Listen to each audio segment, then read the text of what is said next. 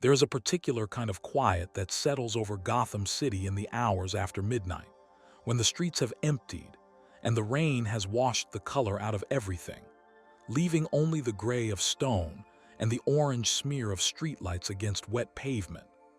It is in that quiet that most people imagine the story of Batman living, a story of shadows and grief, and a man who turned his pain into something sharp enough to fight back with. But there is another story that runs alongside it, one that begins in that same darkness, and yet somehow finds its way into the light.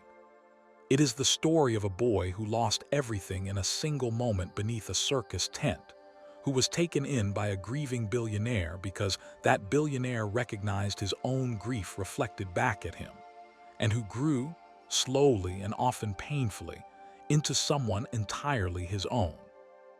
That boy's name was Dick Grayson, and his story is, in many ways, the emotional heart of the entire Batman mythology. It is easy to describe Dick Grayson simply as Batman's first sidekick, the original Robin, the boy in green and red and yellow who swung beside a much darker figure through the rooftops of Gotham. That description is not wrong, but it is incomplete in a way that misses almost everything important about him. Robin was where Dick Grayson began, not where he ended. Over the decades that followed his first appearance, Dick would grow beyond that identity, question it, outgrow it, and eventually walk away from it entirely to build something of his own. He would help found one of the most beloved teams in superhero fiction. He would lead that team through its most difficult years. He would build a new identity for himself, one drawn not from Batman's mythology, but from a legend belonging to another hero entirely. He would become Nightwing, and in doing so, he would prove something that the world of superheroes rarely allows its characters to prove: that a person raised in someone else's shadow can still step into their own light. That is the story we are about to tell, slowly, patiently, the way it deserves to be told. This is not simply a story about a sidekick becoming independent. It is a story about identity, about the difference between the family we are given and the family we choose, about mentorship and its limits, about grief that never fully disappears but can be carried differently as a person grows older. It is a story about a young man who was shaped by tragedy, shaped again by a mentor who did not always know how to express affection, and who nonetheless managed to become one of the most emotionally healthy heroes in his entire fictional universe, precisely because he refused to let his trauma harden him the way it hardened the man who raised him. It is, in the end, a story about the quiet, ongoing work of choosing who we become, made and remade across an entire lifetime, one decision at a time. Dick Grayson's journey takes him from the high wire of a traveling circus to the rooftops of Gotham, from Gotham to the founding of the Teen Titans, from the Titans to a city of his own called Blüdhaven, and eventually back into the heart of the Bat family as both a leader and, for a time, as Batman himself. Along the way, he will love and lose, lead and be led, die and return, forget himself entirely and find his way back.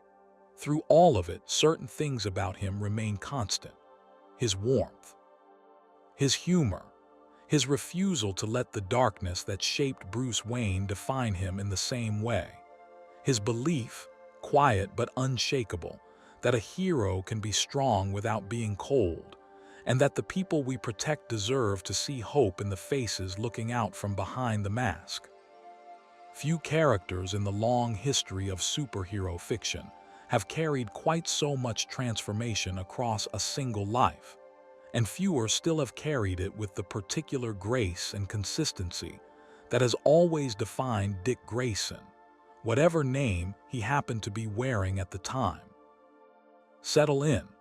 This is a long story spanning decades of publication history and dozens of eras of DC Comics continuity, and there is no need to rush through it. Like Dick Grayson himself, we will take our time, moving carefully from the tragedy that started everything toward the man he eventually became. Let the story carry you. If you drift off before it ends, that is all right. The story will still be here. There is a great deal of ground to cover, a great many years and a great many people who shaped him along the way, and none of it needs to be hurried. Chapter 1. Before Robin.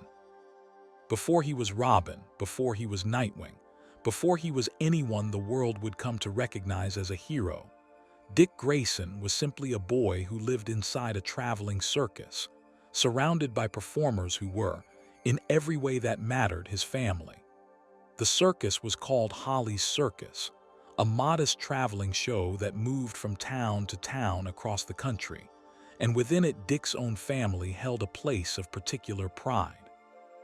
His parents, John and Mary Grayson, were the stars of the show's signature act, a high-wire performance so precise and so daring that audiences would fall silent the moment the two of them stepped out onto the platform high above the ring.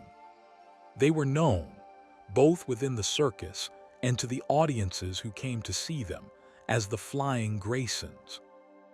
Dick had grown up almost entirely within this world. He did not remember a life before canvas tents and sawdust rings, and the particular smell of animals and popcorn that seemed to follow the circus from town to town. By the time he was old enough to walk steadily, he was already being taught the fundamentals of acrobatics, not as a hobby, but as a family trade passed down the way other families might pass down a farm or a business. His parents trained him carefully and patiently, teaching him balance before speed, control before flourish. By the time he was still quite young, Dick had become skilled enough to perform alongside them, and audiences delighted in watching the youngest Grayson move through the air with a confidence that seemed impossible for someone his age. There was something particular about the Grayson family's relationship to their art that set them apart even within a circus full of skilled performers. For John and Mary, the trapeze and the high wire were not simply tricks meant to earn gasps from an audience. They were an expression of trust, of father and mother, and eventually their son moving through the air together, each of them entirely dependent on the others catching them at exactly the right moment. Dick grew up understanding, in a way that would shape the rest of his life, that trust between people who cared about each other was not an abstract idea. It was something demonstrated, night after night, high above a crowd, with no net strong enough to catch a mistake. The circus itself, and Holly's in particular, was its own kind of community, one built on the fact that the performers depended on each other in ways that people outside that world rarely had to consider. Clowns, animal trainers, strongmen, and acrobats lived and traveled together, ate together, and looked out for one another's children as though they were their own. It was in this environment that Dick learned some of his earliest lessons about found family, long before he would need to rely on that lesson again under very different circumstances. The circus was not simply his parents' workplace. It was, in every sense that mattered to a child, his home. Among the performers Dick grew up alongside was a particular cast of characters who would remain, in memory if not always in direct presence, meaningful figures throughout the rest of his life. There were the clowns who taught him timing and misdirection long before he understood these skills, would one day prove useful in an entirely different context. There were the animal trainers who taught him patience, the slow, careful work of building trust with creatures who had no reason to offer it freely. And there was the circus's owner, a man who ran Holly's with genuine affection for his performers, treating the show less as a business venture and more as a kind of extended family enterprise, one built on decades of shared travel and shared hardship. This was the environment that shaped Dick's earliest understanding of what community and belonging actually felt like, something built through daily, ordinary acts of care and cooperation, rather than something simply inherited or assumed. It is worth pausing here to consider what exactly Dick lost on the night his parents died, because the scale of that loss extended well beyond the two people who fell from the platform above him. He lost his home, since the circus could not simply continue operating as though nothing had happened, and he lost, in the more diffuse but no less real sense, the entire community of people who had helped raise him alongside his parents. He lost the specific, physical language of trust that his family had built together on the high wire, a language of caught hands and perfectly timed releases that had defined nearly every day of his young life. And he lost, perhaps most quietly and most permanently, the simple assumption that the people he loved would always be there in the morning. That home was shattered on a single evening, during a performance like countless others the Graysons had given before. What made this night different was not immediately visible to the audience below. A local mobster named Tony Zucco had been extorting money from the circus's owner, demanding protection payments in exchange for allowing the show to continue operating without incident. When the owner refused to keep paying, Zucco decided to send a message, one calculated to be as public and as devastating as possible. He ordered the wires supporting the Flying Grayson's trapeze equipment to be tampered with, weakened just enough that they would fail under the weight of a performance. Dick was in the audience that night rather than performing alongside his parents, a small mercy that would later feel like the cruelest kind of irony, since it meant that he watched what happened from below rather than experiencing it directly. His parents climbed to the platform as they always had, exchanging the same look they always exchanged before beginning their routine, a look that combined excitement with total confidence in one another. They began the act. And partway through it, the sabotaged wires gave way. There is very little to be gained from lingering too long on the details of what happened next, except to say that it happened in front of a full crowd, in front of Dick, and that there was nothing anyone could do to stop it. John and Mary Grayson died that night, in the same circus ring where they had spent their lives performing, in front of the son who had spent his entire childhood learning to trust them completely. In the space of a few seconds, Dick Grayson went from being a boy with a loving family and a life he understood completely to being an orphan with nothing certain left in the world at all. Among the audience members that evening was Bruce Wayne, a wealthy Gotham City businessman who had come to the circus, as he often did, seeking some form of distraction from the private grief that defined his own life. Bruce had lost his own parents as a child, gunned down in front of him during a robbery outside a theater, and though years had passed since that night, the wound had never fully closed. When he witnessed Dick's parents fall and saw the particular expression on the boy's face in the immediate aftermath, something in Bruce recognized itself completely. He knew exactly what that expression meant, because he had worn it himself once, and he understood in a way that almost no one else present possibly could what the following days, months, and years were going to demand of that child.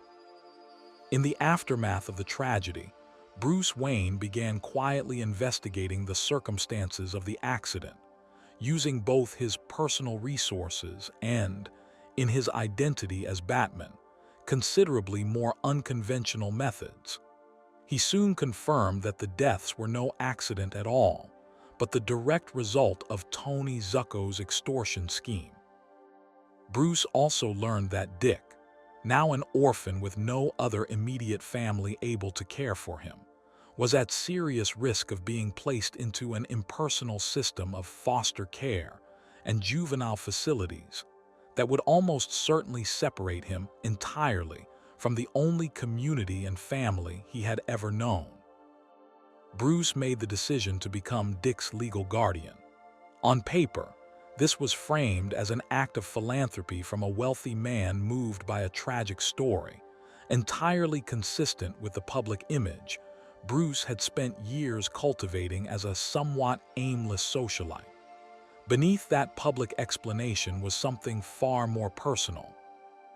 Bruce Wayne saw in Dick Grayson a reflection of his own childhood trauma, and he made a choice, consciously or not, to try to give this boy something he himself had never fully had. An adult who understood exactly what he was going through and who would not let him face it entirely alone. Dick moved into Wayne Manor in the weeks that followed, and the adjustment was neither smooth nor immediate. He had lost his parents, his home, his entire community of circus performers, and the only life he had ever known, all within a matter of days. Wayne Manor, for all its size and comfort, was cold in ways the circus never had been, quiet in ways that must have felt unbearable to a boy who had grown up surrounded by noise and warmth and the constant motion of a traveling show. Bruce, for his part, was not naturally equipped to offer the kind of open emotional comfort that a grieving child needed. He was still, at this point in his life, relatively early in his own journey as Batman, still learning how to balance the demands of his mission with anything resembling a normal life, let alone the responsibility of raising a child. What Bruce could offer, and what he eventually did offer, was something more complicated than comfort. He recognized that Dick's grief was tangled together with a desire, fierce and immediate, to see Tony Zucco brought to justice. Rather than trying to shield Dick from this desire or dismiss it as something a child should not be thinking about, Bruce made the decision to bring Dick into his confidence about his identity as Batman. It was an extraordinary decision, one that placed enormous trust and enormous responsibility onto the shoulders of a boy who had barely begun processing his own trauma.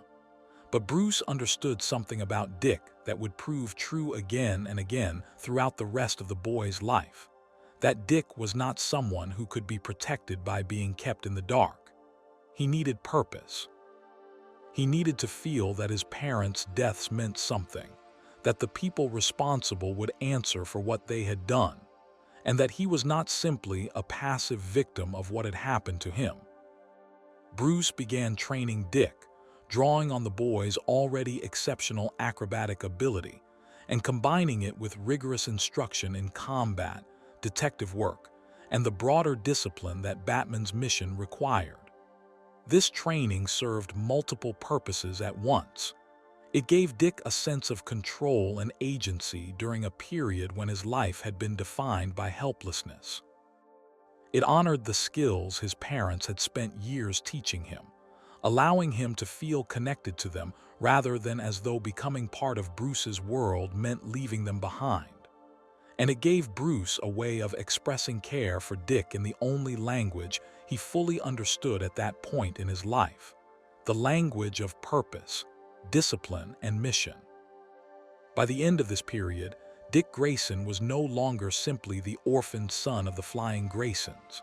He had become, in every meaningful sense, Bruce Wayne's ward, a member of the strange and quiet household at Wayne Manor. He had also become something else, something that would soon step out into Gotham's night for the first time, wearing colors that echoed the costume his parents had once worn high above a circus crowd. He was about to become Robin. Chapter 2: The First Robin. When Dick Grayson first pulled on the costume that Bruce Wayne had designed for him, combining elements of his parents' performance colors with the practical needs of nighttime crime fighting, he became something that had never existed before in Gotham City, or arguably in superhero fiction more broadly. He became a sidekick, a partner rather than simply a young charge left safely at home, while his guardian went out to face danger alone. The character of Robin, the Boy Wonder, was born from this combination of tragedy, trust, and Bruce Wayne's evolving understanding of what his mission required. The decision to allow Dick to join him in the field was not one Bruce made lightly, and it remains, even decades later, one of the more scrutinized choices in his entire history as Batman. Putting a child in physical danger on a nightly basis is, by any reasonable measure, a deeply questionable decision, and the fact that later writers and even characters within the stories themselves would eventually interrogate this choice speaks to how uncomfortable it remained even within the fiction. But understood within the context of who Dick was and what he needed in the aftermath of his parents' deaths, Bruce's reasoning becomes at least emotionally coherent, even if morally complicated. Dick already possessed extraordinary physical abilities. He was already processing trauma that made him determined to find some form of justice. Keeping him entirely separated from Bruce's nightly activities would not have kept him safe from his own grief and rage. It would simply have left him to process those feelings alone, without guidance, discipline, or purpose. The training Dick underwent before formally becoming Robin was extensive, covering hand-to-hand combat, criminology, detective methodology, and the careful application of his existing acrobatic skill to the specific demands of urban crime fighting. Bruce approached this training with the same rigor he applied to every other aspect of his mission, refusing to cut corners simply because his student was a child. In some ways, this rigor was itself a form of respect. Bruce did not treat Dick as fragile or as someone who needed to be protected from difficulty. He treated him as someone capable of rising to genuinely demanding standards, and Dick, driven by his own grief and his own need for purpose, rose to meet them. Once Dick began operating alongside Batman as Robin, the dynamic between the two of them quickly became one of the defining relationships in the entire mythology surrounding Gotham City.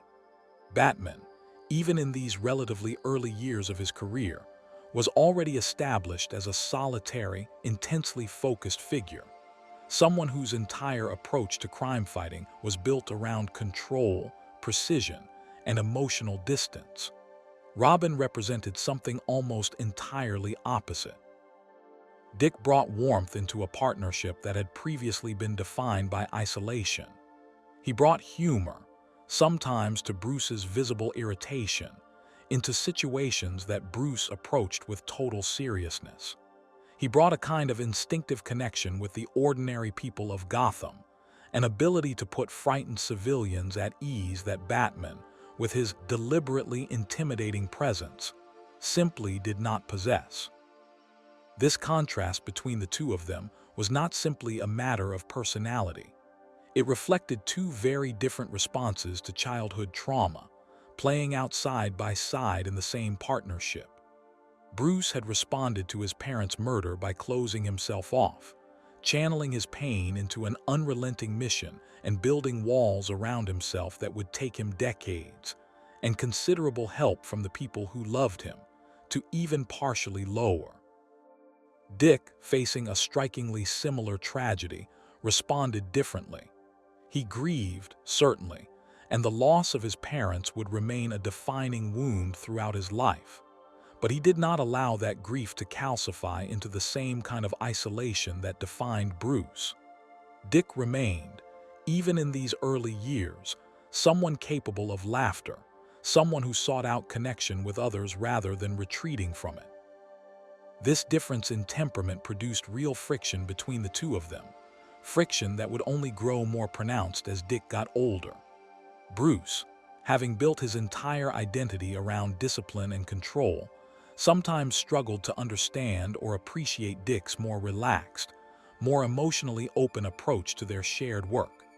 There were disagreements about tactics, about how much risk was acceptable, about how much levity was appropriate in the middle of dangerous situations. Dick, for his part, sometimes chafed against Bruce's rigid expectations, particularly as he grew older and began to develop his own instincts about how their partnership should function. And yet, despite this friction, or perhaps in part because of it, the partnership between Batman and Robin proved enormously successful, both in terms of the criminals they brought to justice and in terms of what each of them gained from the relationship itself. Robin's presence changed Batman in ways that Bruce himself likely did not fully recognize at the time. Having Dick beside him gave Bruce someone to be responsible for beyond his own mission, someone whose safety, and well-being mattered in a way that forced him to occasionally moderate the recklessness that might otherwise have defined his approach to fighting crime. Dick's presence also gave Bruce access to a kind of ordinary human connection that his single-minded focus on his mission had largely excluded from his life. Whatever difficulties existed in how Bruce expressed it, there is no question that he came, over these years, to love Dick as something very close to a son. For Dick's part, becoming Robin gave him exactly what he had needed in the aftermath of his parents' deaths: purpose, structure, and the sense that his own considerable abilities were being put towards something meaningful. It also gave him a family, however unconventional, at a moment when he might otherwise have faced total isolation. Alfred Pennyworth, Bruce's butler and closest confidant, became something like a grandfather figure to Dick, offering the kind of warmth and gentle guidance that Bruce himself often struggled to express directly. Alfred possessed a particular gift for offering comfort without ever minimizing the seriousness of what Dick had endured, a gift he had presumably developed years earlier while helping to raise Bruce through his own comparable grief. It was often Alfred, rather than Bruce, who noticed when Dick needed rest rather than more training, who offered quiet, practical wisdom about grief and patience, and who ensured that Wayne Manor, however imposing its architecture, gradually became a place capable of feeling like a genuine home rather than simply a well-appointed refuge. The household at Wayne Manor, cold and quiet as it might have first appeared to a grieving boy from the circus, slowly became something Dick could genuinely call home. The early years of the Batman and Robin partnership established Robin as far more than simply a junior version of Batman. He was established, within the mythology, as a necessary counterbalance, a reminder that Batman's mission did not have to be pursued in complete isolation, and that there was room within Gotham's dark, difficult world for someone who fought crime with hope and warmth as well as discipline and resolve. This became one of the most important and lasting contributions Dick Grayson made to the entire Batman mythology, one that would remain true through every subsequent Robin who followed him into the role. The concept of Robin, as a symbol of hope operating within Batman's otherwise grim world, began with Dick, and it began specifically because of who Dick was as a person, rather than simply because of the training Bruce gave him. As the reputation of the dynamic duo grew across Gotham, so too did public fascination with the partnership itself, a fascination that Bruce, ever protective of the secrecy his mission required, treated with considerable wariness. Dick, characteristically, felt somewhat differently. He understood, even at a young age, that the sight of Batman and Robin working together carried meaning for the ordinary people of Gotham beyond simple crime-fighting effectiveness. It offered proof that the city's protector was not entirely alone, that there was room within his mission for companionship and trust, and that even someone as young as Dick could make a genuine difference against the city's considerable darkness. This distinction between Bruce's wariness of public attention and Dick's more intuitive understanding of what their partnership meant to the people watching it would recur throughout the rest of their shared history, an early sign of the different philosophies that would eventually come to define each of their separate approaches to heroism. As the years passed, Dick grew from a young boy into a teenager, and the dynamic between him and Bruce began, slowly and then more rapidly, to shift. The unquestioning admiration that a young child feels for a guardian and mentor began to give way to something more complicated, the natural process by which a young person begins to see the adults in their life as flawed, limited human beings, rather than simply as authorities to be obeyed. Dick began to develop opinions of his own about how their partnership should function, about the acceptable limits of Bruce's methods, and increasingly, about who he wanted to be beyond simply serving as Batman's junior partner. These growing tensions would not fully come to a head for some time yet, but the seeds of Dick's eventual departure from the Robin identity were being planted even during these formative years. In the ordinary friction of a teenager beginning to assert his own identity against the will of a mentor who was not always prepared for that assertion. Before that departure, however, Dick's world would expand in another important direction, one that had nothing directly to do with Batman at all. He was about to meet a group of other young heroes, each of them operating in the shadow of more famous mentors of their own, and together they would form a team that would give Dick something Batman's partnership alone never could: an identity built entirely among his peers, rather than beneath an adult's guidance. A quiet interlude. There is a particular image worth sitting with for a moment before the story continues. A boy, still young, standing on the edge of a Gotham rooftop at night, looking out over a city that has no idea he exists. Somewhere below him, ordinary people are living ordinary lives, unaware that a child who once flew above a circus crowd now watches over them instead, learning, night by night, what it means to carry other people's safety on his own small shoulders. It is a strange kind of childhood, spent balanced between grief and purpose, between the loss of one family and the slow, careful construction of another. And yet, somehow, within that strangeness, something genuinely good was being built. Let that image rest for a moment, the boy on the rooftop, watching, before we move forward into what came next. Chapter 3: The Teen Titans. The idea that eventually became the Teen Titans grew out of a simple but powerful observation, one that several of DC's young sidekicks seemed to arrive at independently around the same period: that the junior partners of the world's most famous heroes had a great deal in common with one another, and that they might accomplish more, and certainly enjoy themselves more, working together rather than always remaining confined to their individual partnerships with their respective mentors. Dick Grayson, as Robin, was joined in this early effort by figures including Kid Flash, the young protege of the Flash, Aqualad, who worked alongside Aquaman, and Wonder Girl, whose connection to Wonder Woman was, in these early years, somewhat loosely defined within the stories themselves.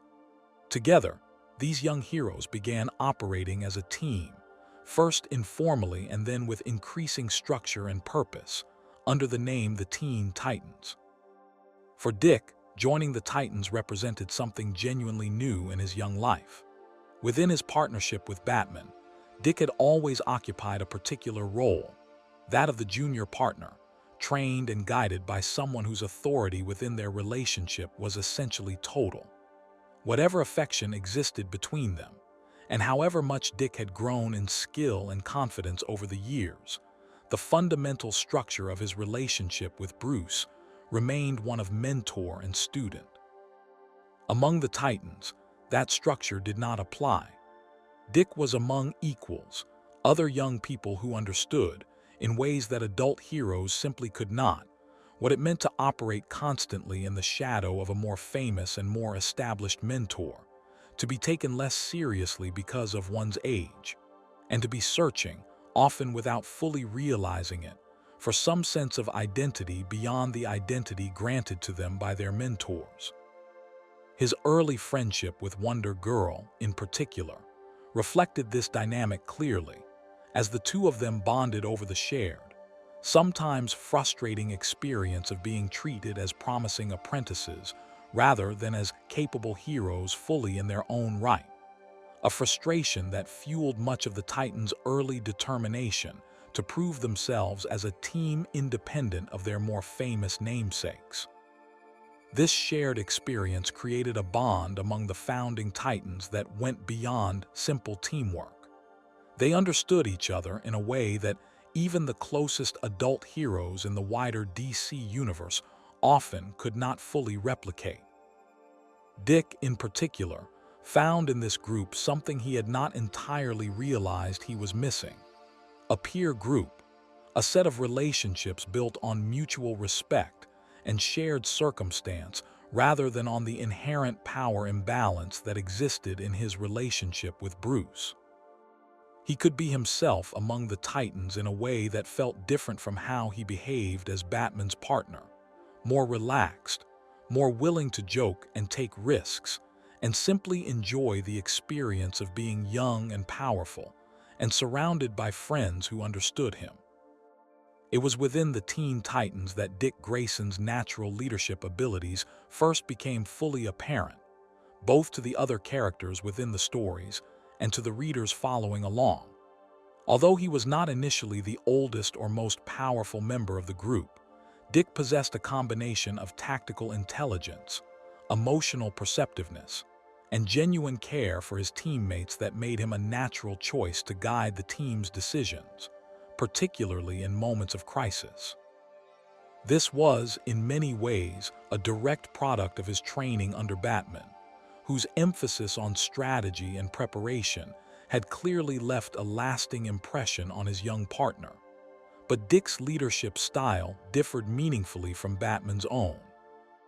Where Bruce tended to lead through unquestioned authority and a certain emotional remove from those around him, Dick led through collaboration, through genuine concern for his teammates' well-being, and through an ability to make even difficult, dangerous situations feel slightly less frightening simply because of how he carried himself within them. The early adventures of the Teen Titans were, in some respects, lighter in tone than the stories Dick experienced alongside Batman, reflecting both the team's younger membership and a somewhat different sensibility in how their adventures were written.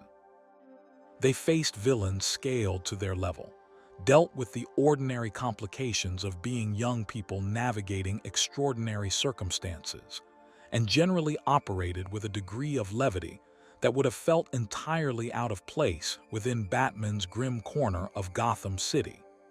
This lighter tone should not be mistaken for insignificance, however.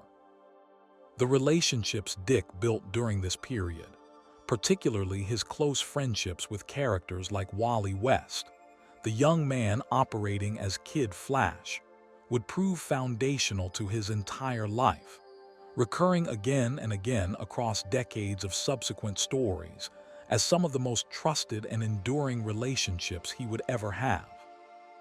Among the threats that tested the team most significantly during this era was the mercenary Deathstroke, whose considerable skill and tactical brilliance introduced a level of genuine danger that the Titans' earlier adventures had rarely approached. Deathstroke's involvement with the team carried personal stakes beyond simple combat, connected as it was to his own complicated family history, and the prolonged conflict between him and the Titans became one of the defining rivalries of this era, one that would continue resurfacing throughout Dick's life for decades to come. Facing an adversary of Deathstroke's caliber forced the team, and Dick in particular as their increasingly central leader, to grow considerably beyond the more light-hearted adventures that had defined their earliest years together.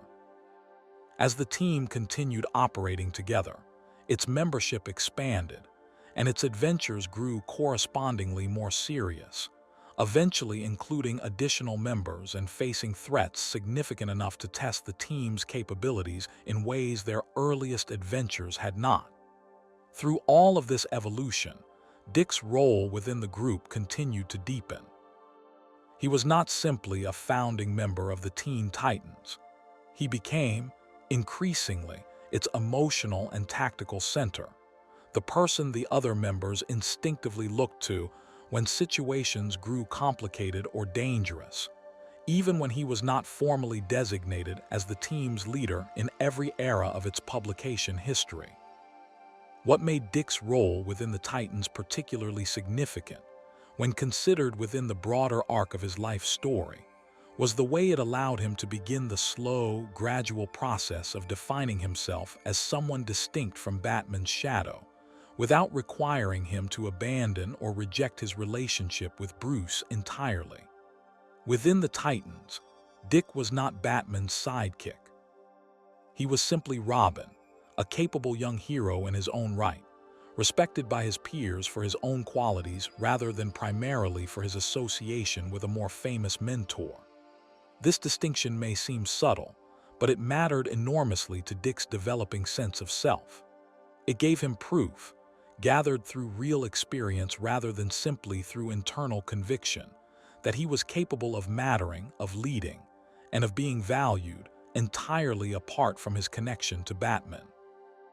At the same time, Dick's involvement with the Titans inevitably created new tension in his relationship with Bruce, tension that would only grow more significant as Dick moved further into his teenage years. Bruce, for all his genuine care for Dick, had built their partnership around a particular structure, one in which Bruce set the terms of their shared mission and Dick, however capable and however trusted, operated within the boundaries Bruce established. The Titans offered Dick an entirely different model, one built around consensus and shared authority rather than a single dominant figure directing every decision. Having experienced this alternative model, and having thrived within it, Dick found it increasingly difficult to simply return, without complaint, to the more hierarchical dynamic that continued to define his partnership with Bruce. This growing tension would not resolve quickly or easily. It would, in fact, take years of continued friction, disagreement, and gradual emotional distance before Dick finally reached the point of stepping away from his role as Robin entirely. But the foundation for that eventual departure was being laid during these years with the Titans, as Dick discovered, piece by piece, that he was capable of being something more than Batman's partner, and began to want, with increasing clarity, the opportunity to find out fully what that something more might look like. The Teen Titans would remain central to Dick Grayson's story for the rest of his life, evolving and reforming across many subsequent eras, but always retaining, at their emotional core, the bonds first forged during these early years. Long after Dick had left Robin behind entirely, long after he had built an entirely new identity for himself, the Titans would remain a place he returned to, a family chosen rather than assigned, built among people who had grown up alongside him rather than people who had raised him. That distinction between the family Dick was given and the family Dick chose would become one of the defining threads running through the rest of his story, and it began here, among a small group of young heroes who understood each other in a way almost no one else in their extraordinary lives possibly could. Chapter 4: Leaving Batman. By the time Dick Grayson reached his late teenage years, the partnership that had defined nearly his entire adolescence had grown into something increasingly difficult for him to sustain. This was not, it is worth emphasizing clearly, a story about a sudden betrayal or a single dramatic falling out. It was something slower and in many ways more painful than that. The gradual, accumulating realization that Dick could not become the person he was meant to be, while continuing to operate entirely within the structure Bruce had built around their partnership, a structure that had served him well as a grieving child, but increasingly felt confining to a young man who had begun to understand exactly who he wanted to be. Much of this tension centered on the question of authority. Bruce Wayne had never been someone inclined to share control easily, a trait that had served him well in the singular, uncompromising pursuit of his mission, but that translated poorly into the ordinary give and take of raising a teenager into adulthood. Bruce continued to make unilateral decisions about cases, about strategy, and about Dick's role within their partnership, often without meaningfully consulting Dick himself, even as Dick had grown into an enormously capable hero in his own right, seasoned by years of experience both alongside Batman and as a leader within the Teen Titans. Dick, having tasted a different, more collaborative model of leadership among his peers, found Bruce's continued insistence on total control increasingly difficult to accept. The disagreements between them touched on matters both large and small. They disagreed about methods, with Dick increasingly uncomfortable with the extremes to which Bruce's methods sometimes pushed him, and about autonomy, with Dick wanting greater say over which cases he pursued and how he pursued them. Underneath these specific disagreements sat a deeper and more painful question, one that neither of them was always able to articulate clearly even to themselves: whether Bruce was capable of seeing Dick as a fully formed adult, an equal partner in their shared work, rather than perpetually as the boy he had taken in and trained so many years earlier. This was, in many respects, an entirely ordinary process of growing up, the kind of friction that exists between almost any parent and any child navigating the transition from childhood dependency to adult independence. What made it particularly difficult for Dick and Bruce was the unusual intensity of their relationship, forged as it had been in shared trauma and shared mission, rather than through the ordinary, gradual process of an ordinary family. Bruce had never entirely learned how to express affection in ways that did not involve training, discipline, and shared purpose.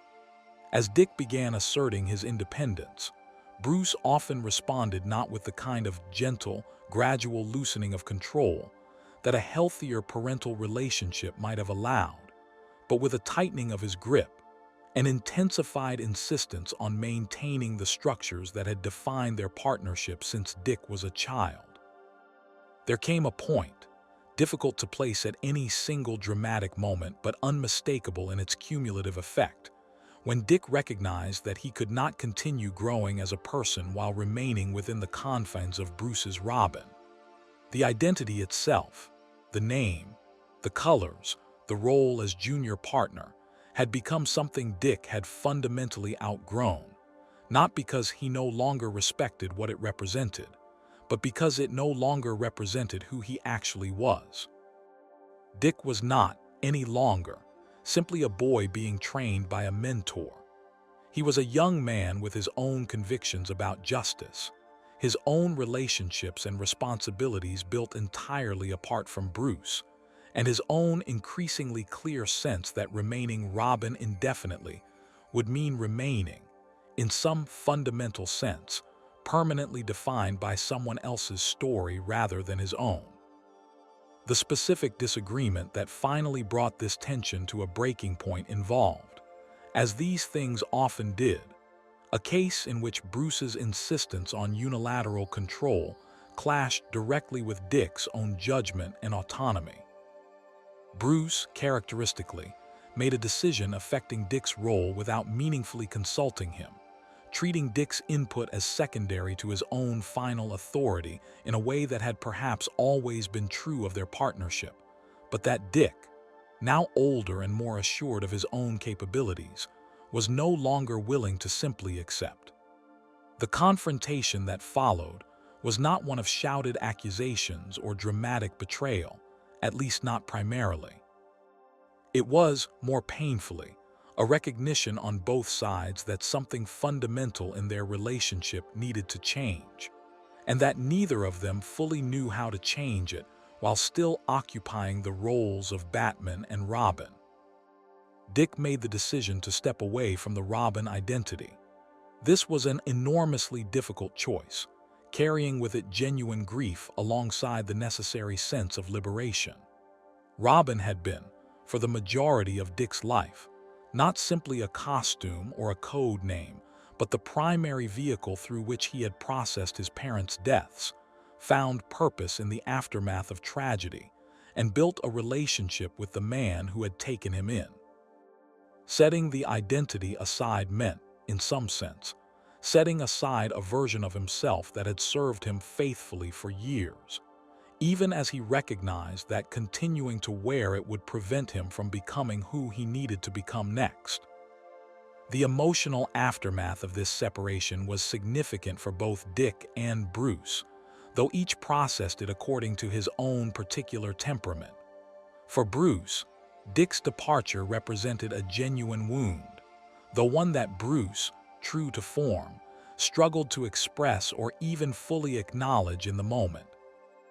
Bruce had built much of his understanding of family and connection around his relationship with Dick, and losing the day-to-day partnership that had defined so much of both their lives left a gap that Bruce would spend considerable time, across many subsequent years of stories, learning how to properly address, both through his eventual relationships with other young partners and through slow, halting attempts to repair and redefine his connection with Dick himself.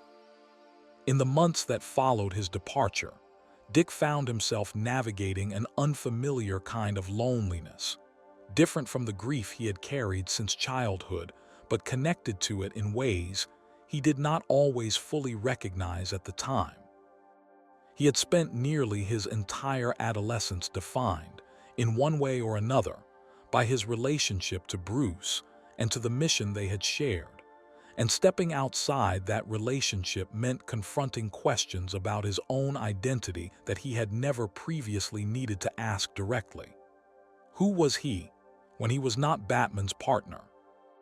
What did he actually believe about justice, about method, about the proper balance between vigilance and hope, when he was no longer simply operating within the framework Bruce had established?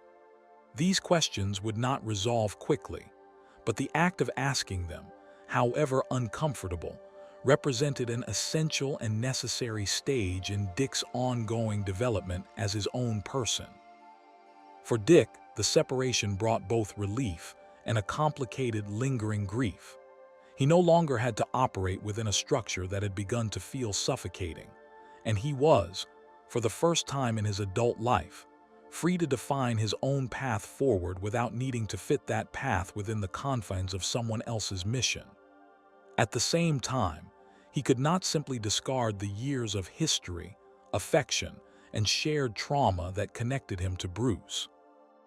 Whatever independence he was seeking, it would not come at the cost of erasing everything that had come before.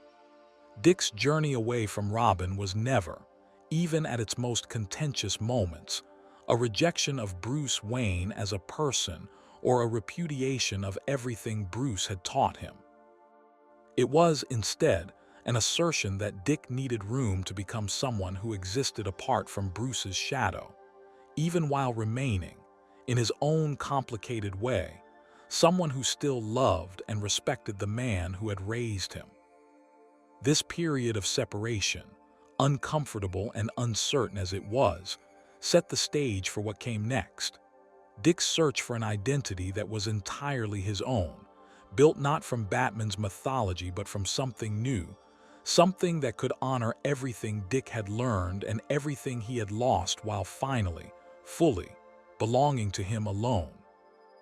In retrospect, this period of estrangement, however painful it felt while Dick and Bruce were living through it, would come to be understood, by both of them and by the readers who followed their story, as a necessary passage rather than a permanent rupture, the kind of difficult separation that sometimes proves essential before a genuinely healthy, adult relationship can be built in its place.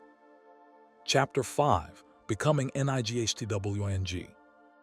Having set aside the identity of Robin, Dick Grayson faced a question that few heroes in his position had ever needed to answer so directly. Who was he when he was not defined by someone else's mythology? The name Robin had always belonged, in some fundamental sense, to Batman's story before it belonged to Dick's own.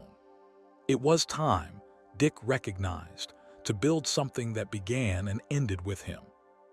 The path toward that new identity ran, somewhat unexpectedly, through Superman rather than through anything connected to Gotham. During a period of transition in his life, Dick found himself in conversation with Clark Kent, who shared with him a story from Superman's own Kryptonian heritage, a legend concerning a lone, mysterious figure who operated by night on the planet Krypton, watching over the city of Kandor, and serving as a silent guardian for people who were largely unaware of his presence. This figure was known, within that legend, as Nightwing, a name that evoked exactly the kind of quiet, watchful protection Dick found himself drawn toward as he considered what his own new identity might represent. There was something fitting in the fact that Dick's new name emerged from Superman's mythology rather than Batman's. It represented, in a very literal sense, Dick stepping outside the gravitational pull of Gotham and Bruce Wayne's shadow, drawing inspiration instead from an entirely different corner of the DC universe, one associated with hope and open skies rather than with the grim, closed-off world of Gotham City.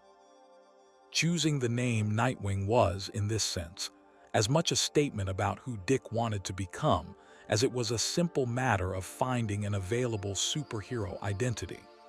It signaled his intention to remain a protector, someone dedicated to watching over others in the night, while doing so entirely on his own terms. Alongside the new name came a new costume, one that Dick designed with considerably more input and personal investment than the Robin uniform Bruce had originally created for him. The Nightwing costume moved away from the bright primary colors associated with Robin, embracing instead a design built around black and blue, colors that retained some of the nighttime practicality Batman had always emphasized while establishing a visual identity distinctly Dick's own. The costume change was not merely cosmetic. It represented, visually and immediately, the transformation Dick had undergone internally, the shift from a boy defined by his relationship to Batman into a man defined by his own choices and his own sense of purpose. The early period of Dick's life as Nightwing was defined by a certain amount of searching, as he worked to understand what exactly this new identity meant in practice.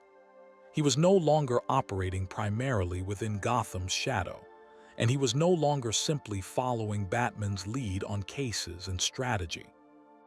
This newfound independence was liberating, but it also required Dick to develop, more fully than ever before, his own instincts about how to approach crime fighting, how to build trust with the people and communities he protected, and how to define success on his own terms rather than according to standards set by someone else.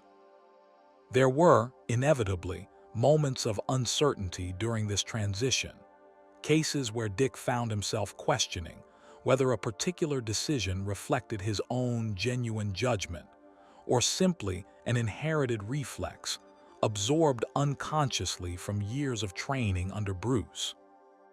Working through this uncertainty, sorting out which of his instincts were authentically his own, and which had simply been handed down without examination, became one of the quieter but more significant challenges of this early period, one that ultimately left him with a considerably clearer and more deliberate understanding of his own values as a hero. Dick's early work as Nightwing often found him operating in close coordination with the Teen Titans, the team that had already given him so much practice functioning as a leader and a hero independent of Batman's direct oversight. This continuity mattered enormously to how smoothly Dick's transition into his new identity proceeded. He was not stepping into a complete unknown, cut off from every relationship and support system he had built over the years. He carried with him the friendships, the leadership experience, and the sense of belonging he had cultivated among his fellow young heroes, even as he began exploring what it meant to operate under an entirely new name and a costume of his own design. What distinguished Nightwing from Robin, beyond the obvious differences in name and costume, was a subtle but important shift in how Dick approached his role as a hero. As Robin, Dick had always operated, however skillfully, within a framework defined by Batman's priorities and Batman's methods. As Nightwing, Dick began to develop his own philosophy of heroism, one that continued to draw on everything Bruce had taught him about discipline, strategy, and detective work, but that increasingly emphasized qualities more distinctly his own. Warmth in his interactions with the people he protected, a greater willingness to build genuine trust and connection with civilians and fellow heroes alike, and a fundamental optimism about human nature that Bruce, hardened by his own trauma, had never fully been able to embrace. This period also marked the beginning of Dick's emergence as a figure respected not simply as a promising young hero, but as a genuinely accomplished one in his own right, someone whose skill and judgment were recognized by other heroes across the wider DC universe, entirely apart from any association with Batman.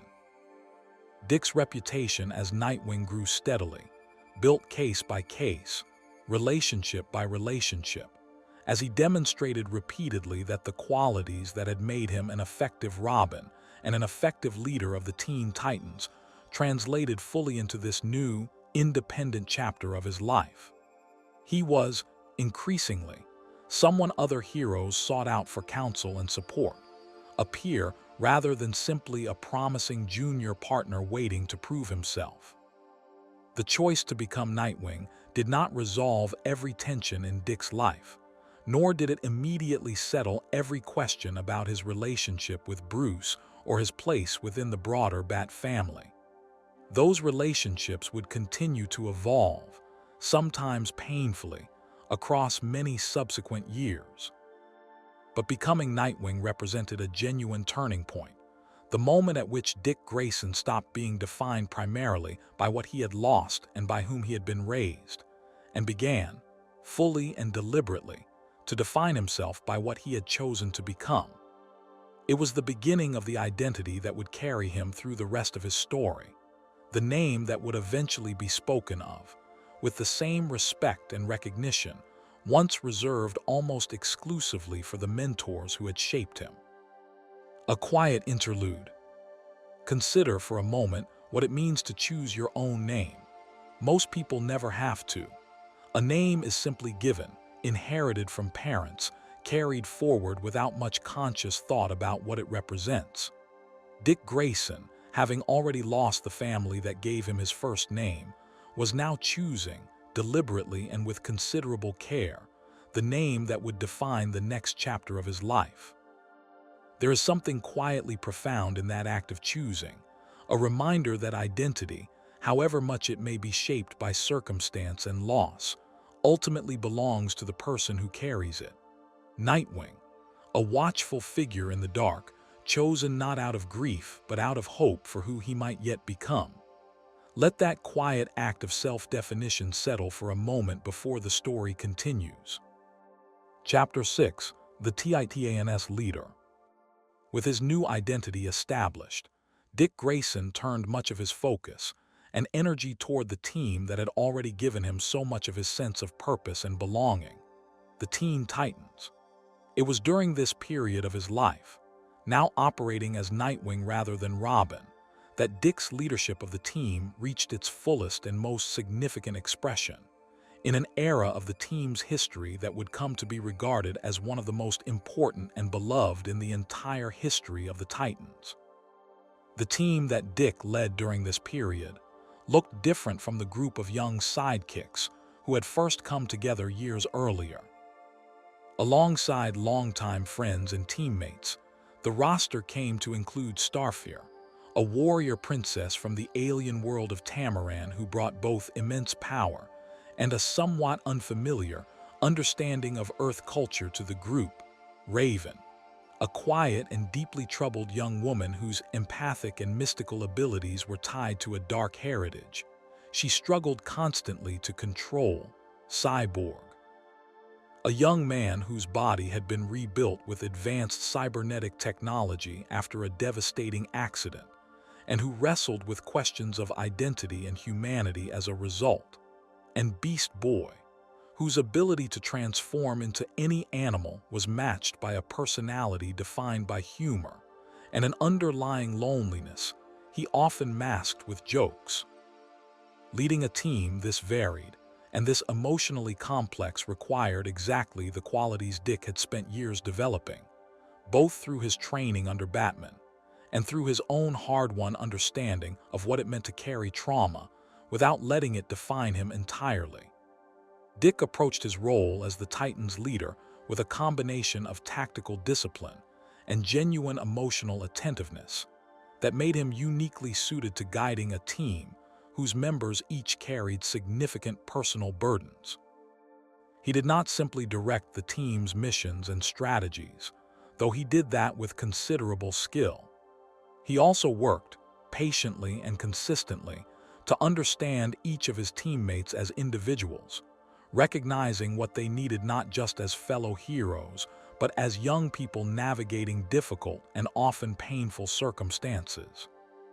His relationship with Starfire, in particular, would become one of the most significant of his life, evolving over time from initial unfamiliarity into a deep and genuine romantic partnership. Starfire's arrival on Earth and her gradual adjustment to both the planet's customs and the complexities of working alongside a team of young heroes, each processing their own difficult histories, gave Dick an opportunity to demonstrate the kind of patient, generous leadership that defined his best qualities. Their relationship developed gradually, built on mutual respect and a genuine fondness that grew stronger as they came to understand one another more fully.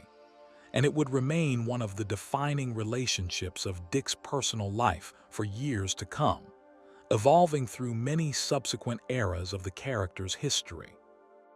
What distinguished their bond from many of the more conventional romances depicted elsewhere across the wider DC universe was the genuine equality that defined it from nearly the very beginning. Starfire was never simply a supporting figure in Dick's story, nor was Dick simply a guide easing her transition to an unfamiliar world. They met again and again across their long history together, as two people equally capable of leading, equally capable of vulnerability, and equally committed to a partnership built on honest communication rather than on any imbalance of power or experience.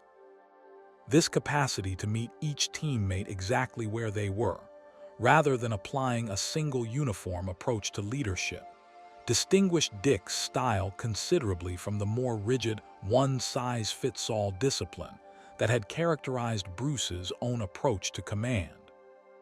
With Beast Boy, whose constant humor often masked a genuine and persistent loneliness rooted in the losses that had shaped his own difficult childhood, Dick took care never to dismiss the jokes as simple immaturity, recognizing instead that humor could serve as a legitimate, if imperfect, coping mechanism, and working patiently to build a relationship in which Beast Boy felt safe enough to occasionally set the jokes aside and be genuinely vulnerable with someone who would not judge him for it. Under Dick's leadership, the Titans faced threats considerably more significant than the villains scaled to their level during the team's earliest years. They confronted powerful, often deeply personal antagonists, including forces connected directly to individual team members' own troubled pasts, testing not just the team's collective strength, but its emotional cohesion and its ability to support members who were, in some cases, confronting their own darkest fears and most painful histories directly. Dick's role in these conflicts extended well beyond simple tactical leadership. He became, increasingly, the emotional anchor of the team, someone whose steadiness and genuine care allowed his more troubled teammates to trust that they were not facing their struggles alone. With Raven, whose mystical heritage carried the constant threat of darker forces working to claim her, Dick offered patient, unwavering support during periods when she feared her own power more than any external threat the team faced. With Cyborg, still adjusting to the profound physical and psychological changes his cybernetic reconstruction had forced upon him, Dick offered the kind of steady acceptance that helped Cyborg begin to see his new body not simply as a loss, but as a different, still valuable way of existing in the world. This capacity to meet each teammate exactly where they were, rather than applying a single uniform approach to leadership, distinguished Dick's style considerably from the more rigid, one-size-fits-all discipline that had characterized Bruce's own approach to command. This era of Dick's leadership also marked a broader shift in how he was perceived across the wider DC universe.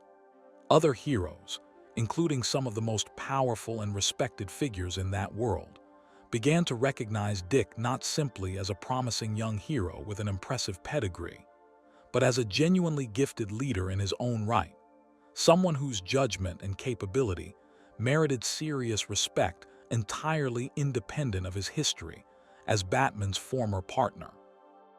This recognition mattered enormously to Dick, who had spent so much of his early life striving to prove that he was more than simply an extension of Bruce Wayne's mission.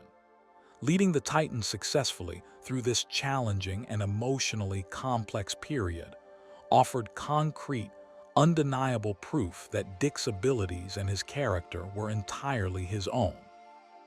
The bonds Dick built with his teammates during this era would prove remarkably durable, extending far beyond the specific missions and crises the team faced together. Starfire, Raven, Cyborg, and Beast Boy, along with the other heroes who moved through the team's roster during these years, became something closer to a chosen family than simply a group of colleagues, a group Dick would remain connected to, in one form or another, for the rest of his life. This sense of enduring family, built through shared struggle and mutual care rather than through blood or circumstance, stood as one of the clearest expressions of everything Dick had learned since the loss of his parents. That family could be built, chosen, and sustained, even after the family one was born into had been taken away. By the time this particular era of Dick's leadership of the Titans began to draw toward its conclusion, he had firmly established himself as one of the most capable and respected young heroes in the entire DC universe, a leader whose reputation rested entirely on his own accomplishments rather than on any association with Batman. It was a foundation that would serve him well as his story continued to unfold, carrying him next toward a city of his own, a place where he would build an identity as a solo hero entirely separate from any team, and confront, for the first time, what it truly meant to protect a community with no one standing directly beside him. Chapter 7: Blüdhaven. Eventually, Dick Grayson made the decision to relocate to Blüdhaven, a fictional city situated near Gotham, and to establish himself there as its resident protector.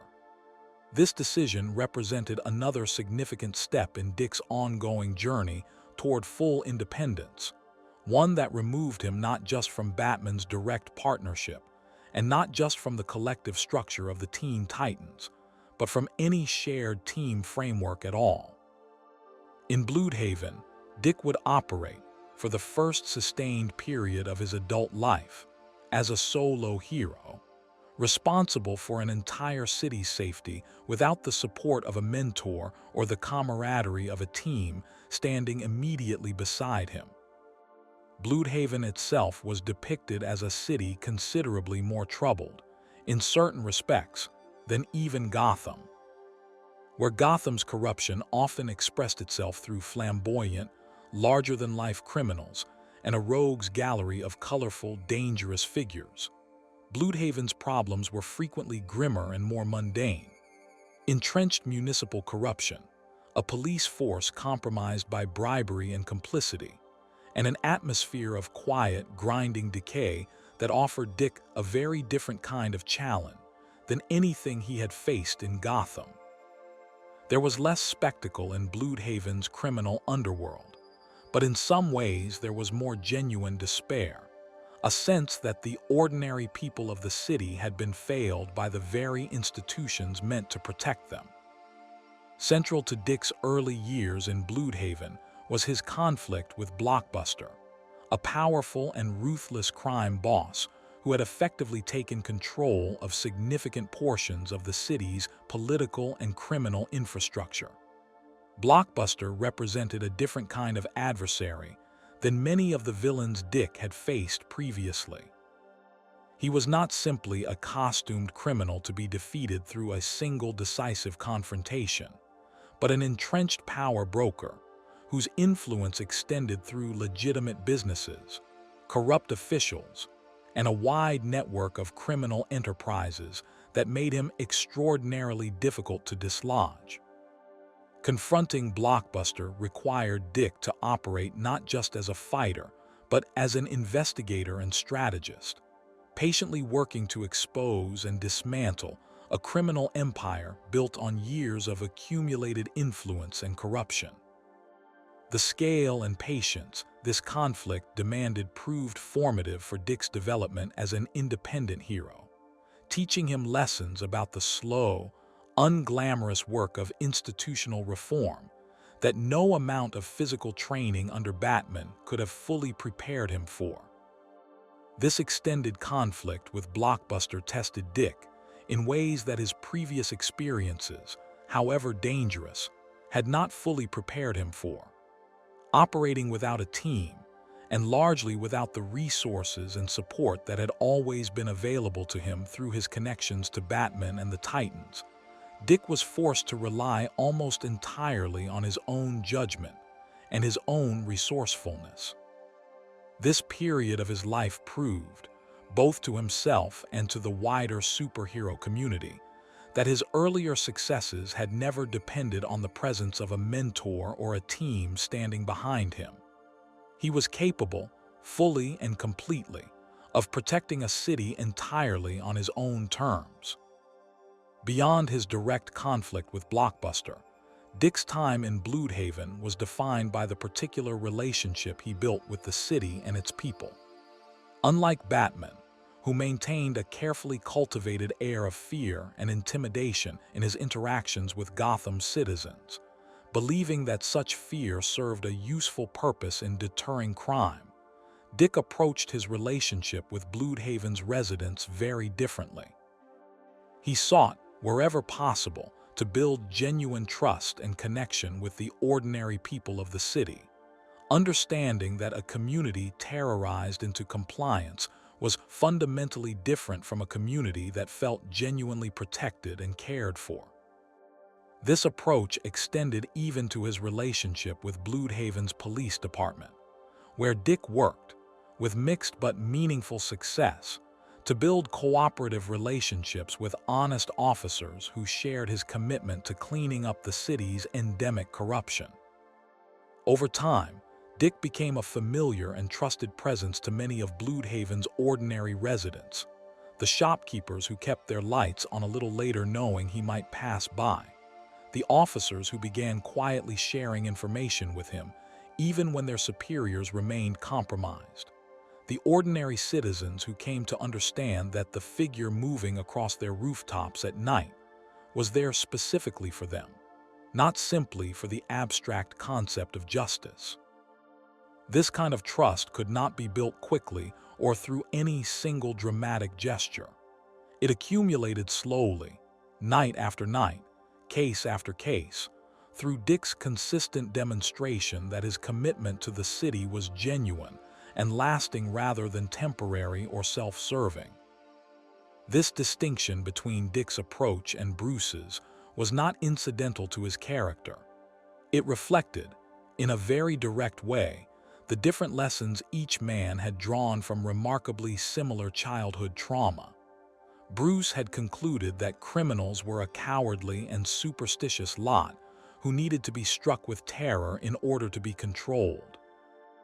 Dick, shaped by the same fundamental loss but processed through a very different emotional path, had concluded something closer to the opposite, that people, even people living in circumstances as difficult as Blüdhaven's, generally responded better to genuine care and visible commitment than to fear alone. This was not naivety on Dick's part.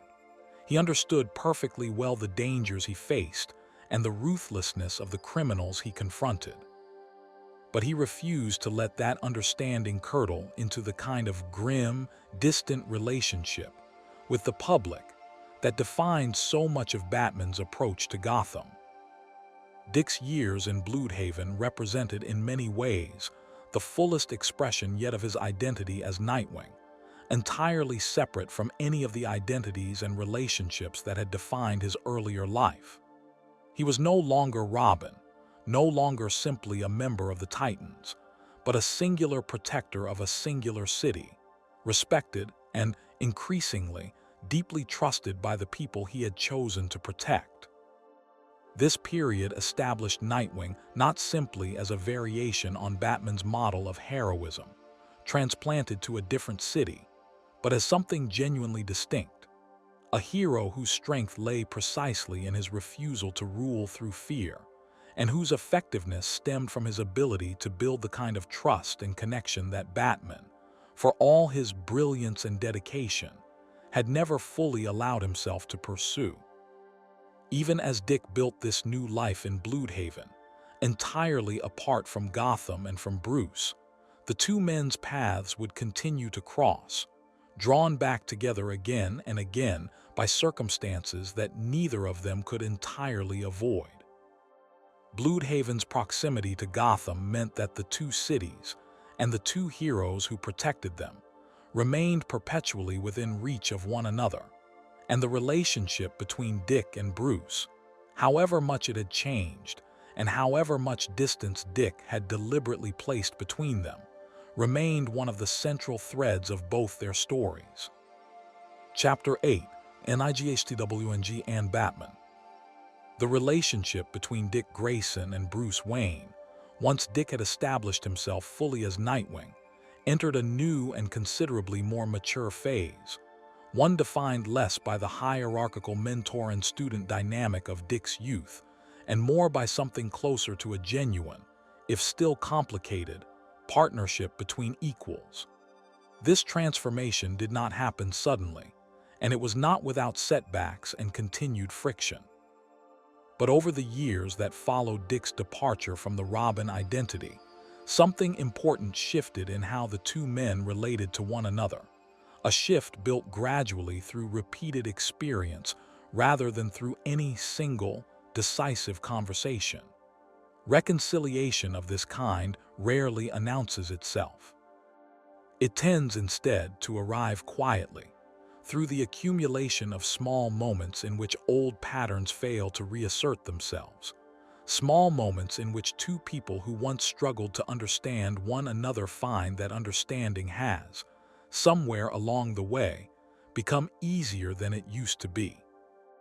Much of this evolution stemmed from Bruce's own gradual, halting recognition of everything Dick had accomplished independently. Watching Dick lead the teen Titans successfully, and later watching him establish himself as Blüdhaven's sole protector, capable of dismantling an entrenched criminal empire without any direct assistance from Batman, forced Bruce to confront a reality he had perhaps always understood intellectually, but had struggled to fully internalize emotionally.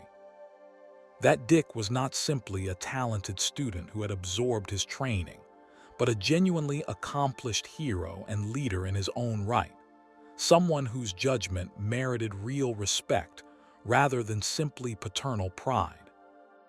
This recognition did not transform Bruce into an openly affectionate or emotionally expressive figure. That was never realistically going to happen, given everything that defined Bruce's character and the particular way his own trauma had shaped him. But it did produce a meaningful shift in how Bruce treated Dick during the years that followed. Where their early interactions after Dick left Robin had often been marked by tension and unresolved resentment, their later interactions increasingly reflected something closer to mutual respect. Two capable adults navigating a shared, complicated history, rather than a mentor perpetually attempting to reassert control over a student who had already outgrown him. Dick, for his part, found that establishing genuine independence from Bruce actually made it easier, rather than harder, to maintain a meaningful relationship with him. Having proven, to himself as much as to anyone else, that he did not need Bruce's guidance or approval in order to succeed, Dick was able to return to interactions with Bruce without the defensive tension that had characterized so much of their relationship during his final years as Robin. He could accept Bruce's occasional advice without feeling that accepting it diminished his own autonomy. He could disagree with Bruce's methods and priorities without feeling that the disagreement threatened the entire foundation of their relationship. The distance Dick had deliberately created between them, painful as it had been to establish, ultimately allowed both of them to relate to one another more honestly. This did not mean that Dick and Bruce agreed on everything, or that their fundamentally different approaches to heroism ever fully converged. If anything, the contrast between Batman and Nightwing became more pronounced and more clearly articulated during this period than it had ever been during Dick's years as Robin. Batman continued to operate through fear, secrecy, and an almost total unwillingness to let others see behind his carefully constructed mask of intimidation.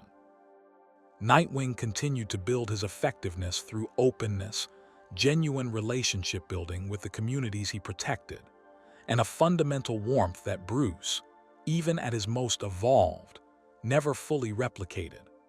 These differences were, by this point in their story, understood by both men not as evidence of one approach being superior to the other, but as a reflection of two genuinely different people who had processed similar trauma in different, equally valid ways.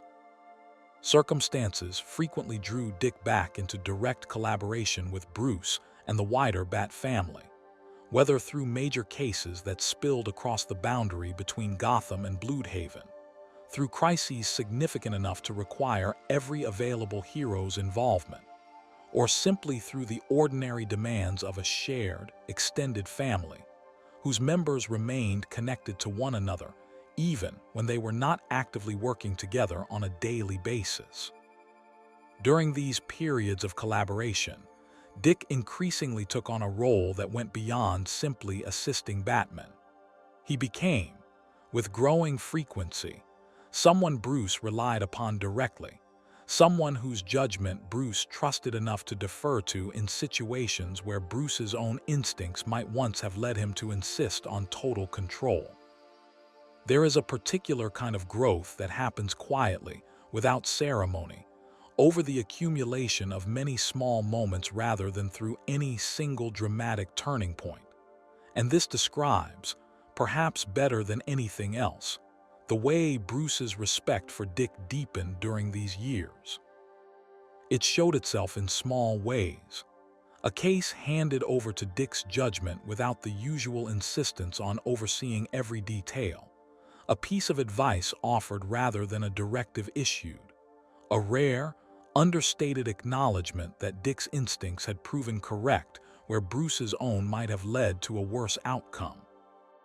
Bruce never became an effusive or openly sentimental man, and their relationship, even at its most repaired, retained some of the particular reserve that had always defined Bruce's way of relating to the people he loved. But the underlying substance of their partnership had genuinely changed, built now on demonstrated mutual competence rather than on the assumed hierarchy of mentor and student. This growing reliance reflected something important about how the wider Bat family itself was evolving during this period.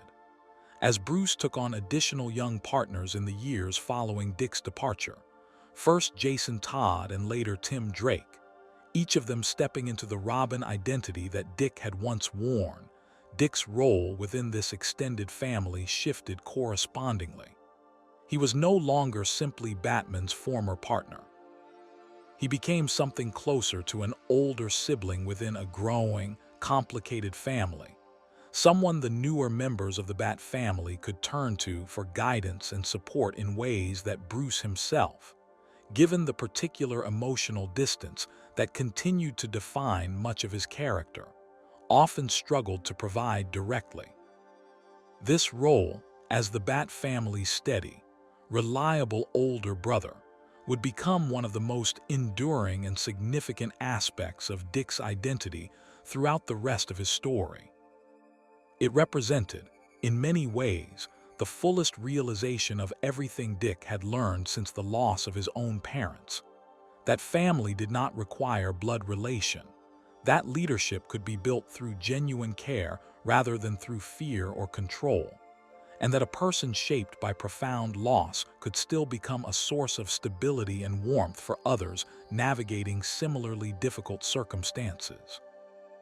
Dick's relationship with Bruce, having weathered years of tension and gradual repair, had settled into something durable, imperfect but genuine, a foundation that would support both of them through the considerably greater challenges still to come. Chapter 9. BRBRAGORDON.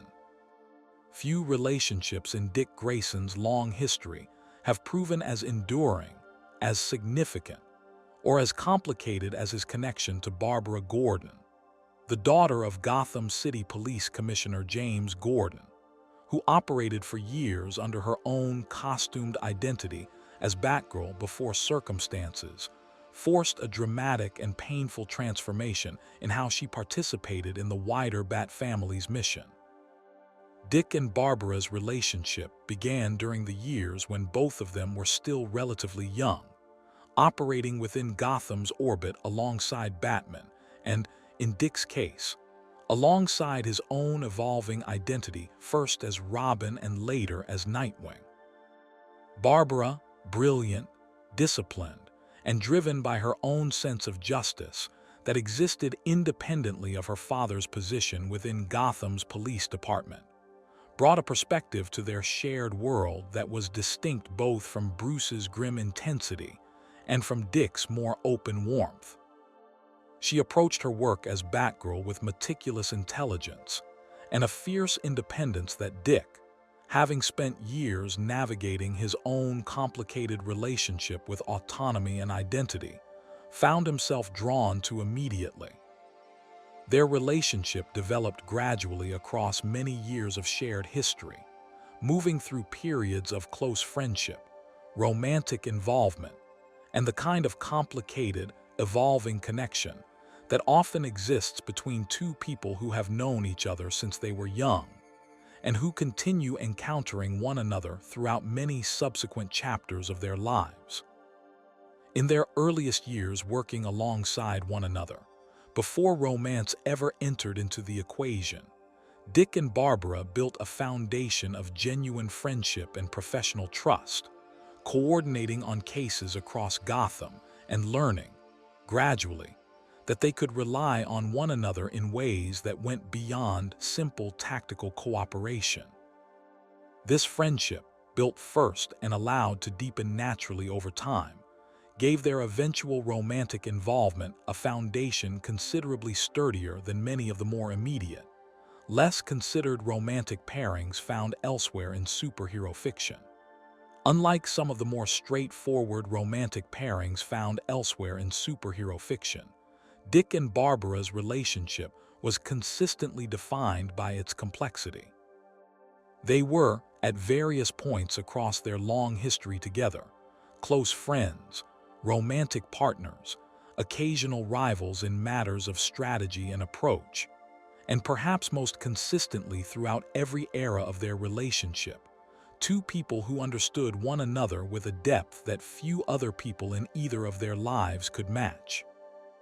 Much of what made their connection so significant was the degree to which Barbara understood exactly what Dick's life had required of him, and Dick, in turn, understood the particular pressures Barbara faced as both the commissioner's daughter and an independent costumed hero determined to prove herself entirely on her own merits, separate from her father's position, and separate from any assumption that she was simply following in Batman's footsteps. This mutual understanding gave their relationship a foundation that many of Dick's other connections, however meaningful, did not share to the same degree. They had each chosen this life, each processed the particular strain of operating a secret identity alongside demanding, complicated relationships with father figures, and each found in the other someone capable of genuinely understanding what that experience demanded. A significant and painful turning point in Barbara's story occurred when the Joker, in a calculated act of violence intended to torment Commissioner Gordon, shot Barbara at her own home, leaving her paralyzed from the waist down. This event, one of the most significant and controversial moments in the character's entire history, ended Barbara's ability to continue operating as Batgirl in the physical, combat-oriented sense that had defined her heroism up to that point.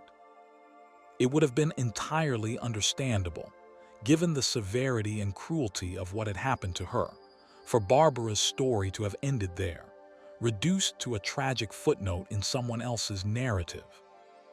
Instead, Barbara transformed her circumstances into an entirely new chapter of her own heroism, reinventing herself as Oracle, a role built around her extraordinary intelligence and technical skill, rather than physical combat, in which she became one of the most important information brokers and tactical coordinators in the entire DC universe, providing real-time intelligence and support to an enormous network of heroes, Dick very much included.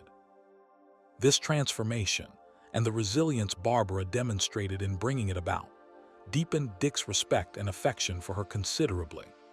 Watching someone he cared about deeply confront a devastating, life-altering trauma and respond not with despair, but with determined reinvention resonated with Dick in a way that connected directly back to his own history, to his own experience of losing everything in a single devastating moment, and finding a way to build a meaningful life from the wreckage. In Barbara's transformation into Oracle, Dick saw a reflection of the same resilience that had defined his own journey from grieving circus orphan to accomplished, independent hero. Across the many subsequent years of DC Comics continuity, Dick and Barbara's relationship would continue evolving, moving through periods of closeness and periods of distance, romantic reconciliation and painful separation, reflecting the genuinely complicated nature of a relationship built across so many years and so many changes in both of their lives. During Barbara's years operating as Oracle, Dick came to rely on her in an entirely new capacity, no longer simply as a fellow field operative, but as an essential source of intelligence and coordination for his own work, whether in Blüdhaven, alongside the Titans, or later during his tenure as Batman himself. This shift in the practical shape of their partnership deepened their bond in an unexpected way, giving Dick daily, direct experience of exactly how vital Barbara's contributions to the wider superhero community truly were, entirely apart from whatever physical combat capabilities she had once possessed as Batgirl. What remained constant, through every shift in the specific nature of their connection, was the depth of mutual respect and understanding they shared, built on a foundation of genuinely knowing one another, in a way that transcended whatever specific romantic or professional configuration defined their relationship at any given moment. Barbara Gordon's presence in Dick's story served an important function beyond the relationship itself.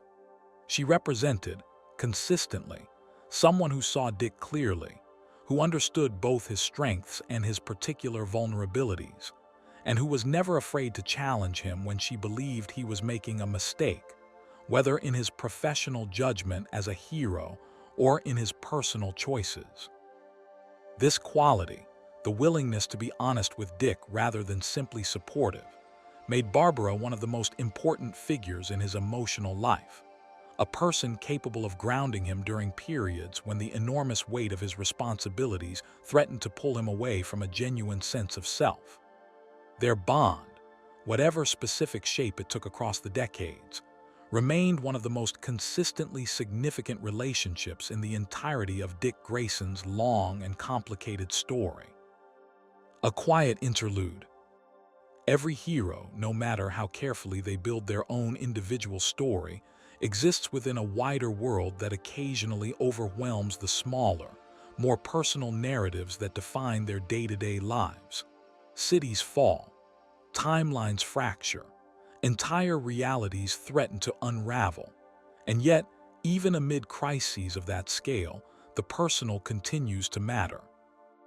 A leader's steadiness in the middle of chaos, a friend's hand extended towards someone in the middle of loss, a familiar face standing beside you when everything else feels uncertain.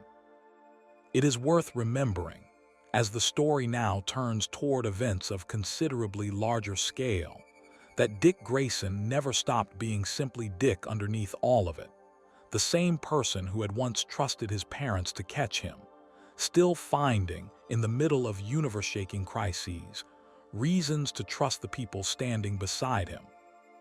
Chapter 10: Major DC Events.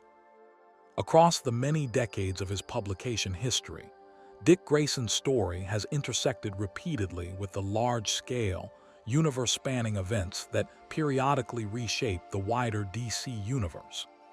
These events, often involving crises significant enough to threaten entire realities, tend to serve two purposes within the ongoing history of DC's characters.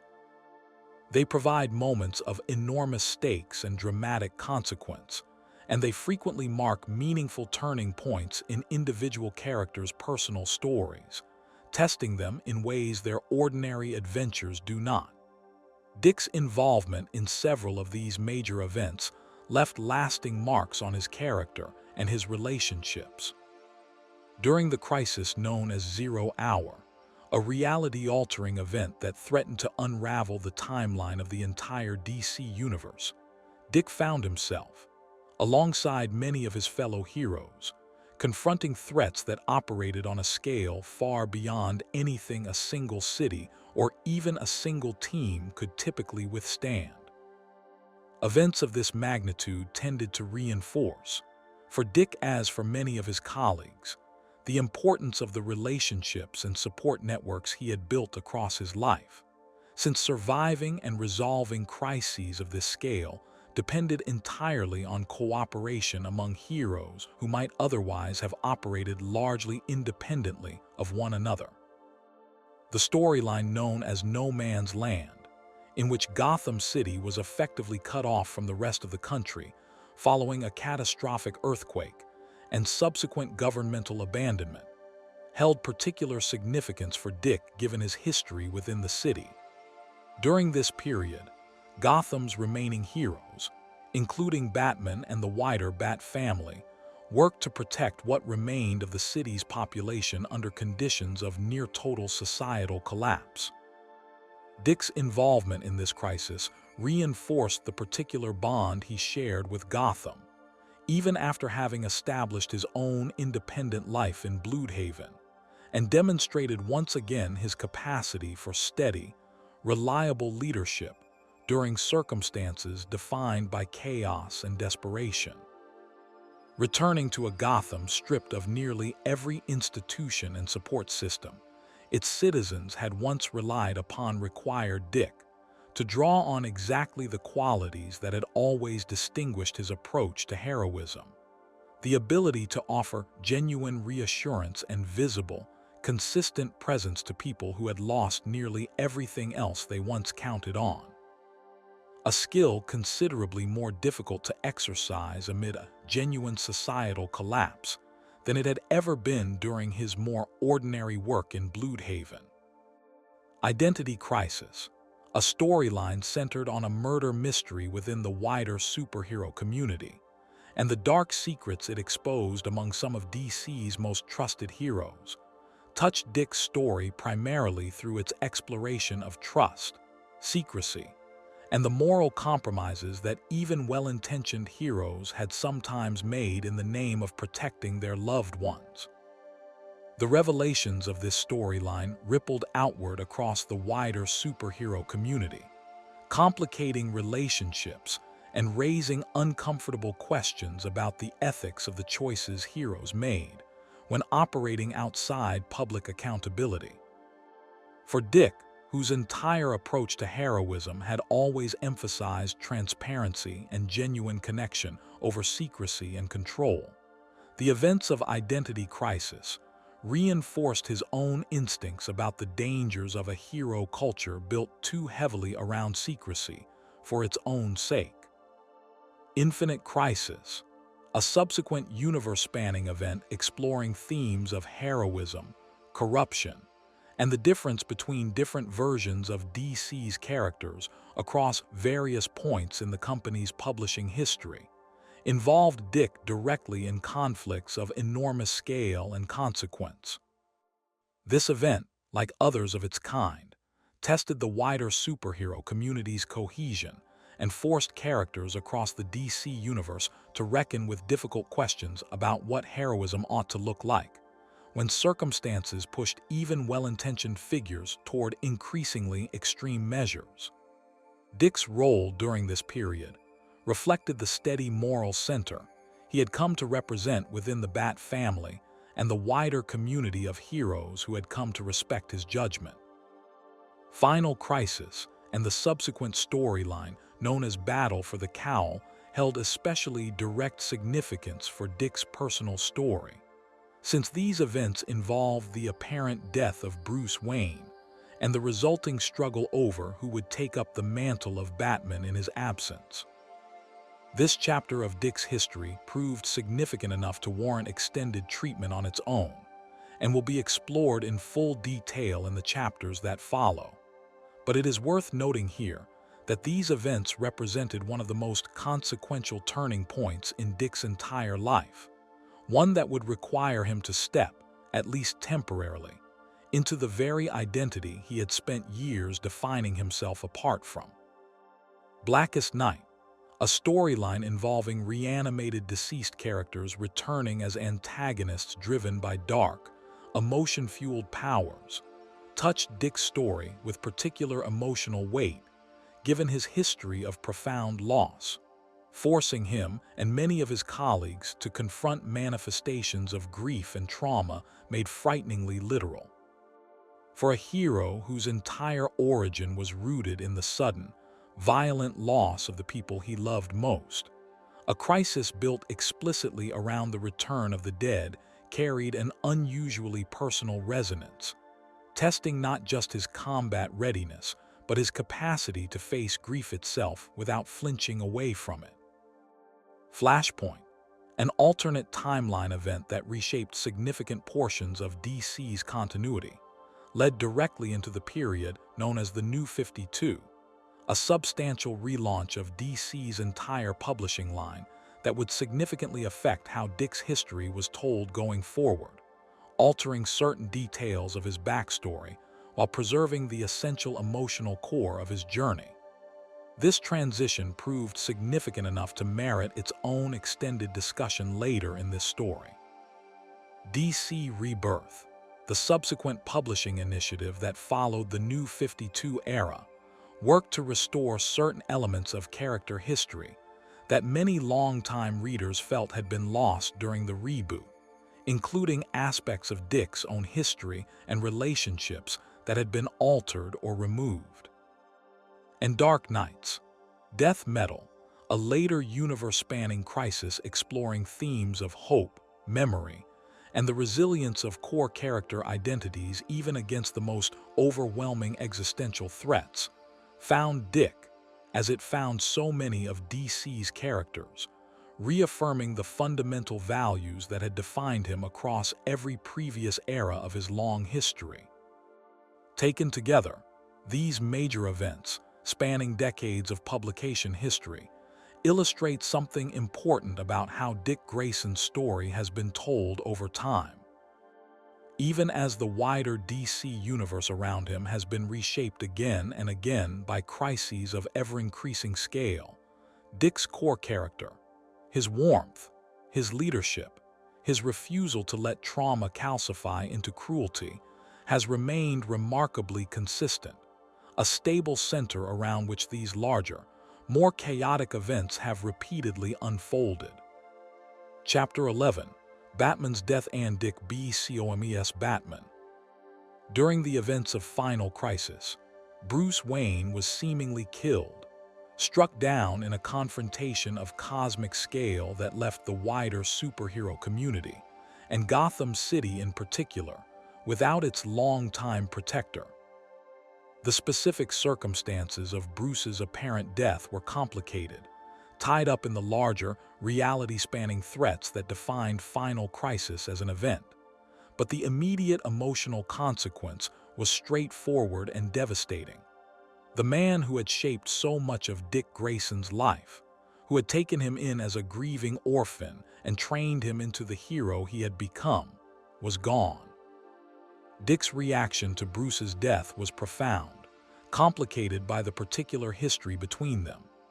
Despite the years of distance, the periods of tension, and the gradual, imperfect process of redefining their relationship as something closer to equals, Bruce had remained, throughout all of it, the closest thing to a father Dick had ever had after losing his own parents. Losing him again, in circumstances that felt at once sudden, and yet somehow inevitable given the dangers inherent to their shared world, forced Dick to confront grief that echoed, in painful ways, the original loss that had defined his childhood. There was a particular cruelty in the timing of this loss, arriving as it did after years of hard-won repair between the two men, after Dick had finally come to feel that their relationship rested on solid, mutual respect, rather than old wounds and unresolved resentment. To lose Bruce now, just as their bond had settled into something genuinely healthy, felt like a particularly bitter kind of unfairness. One more reminder that the world Dick inhabited rarely allowed hard-won peace to last uninterrupted for very long.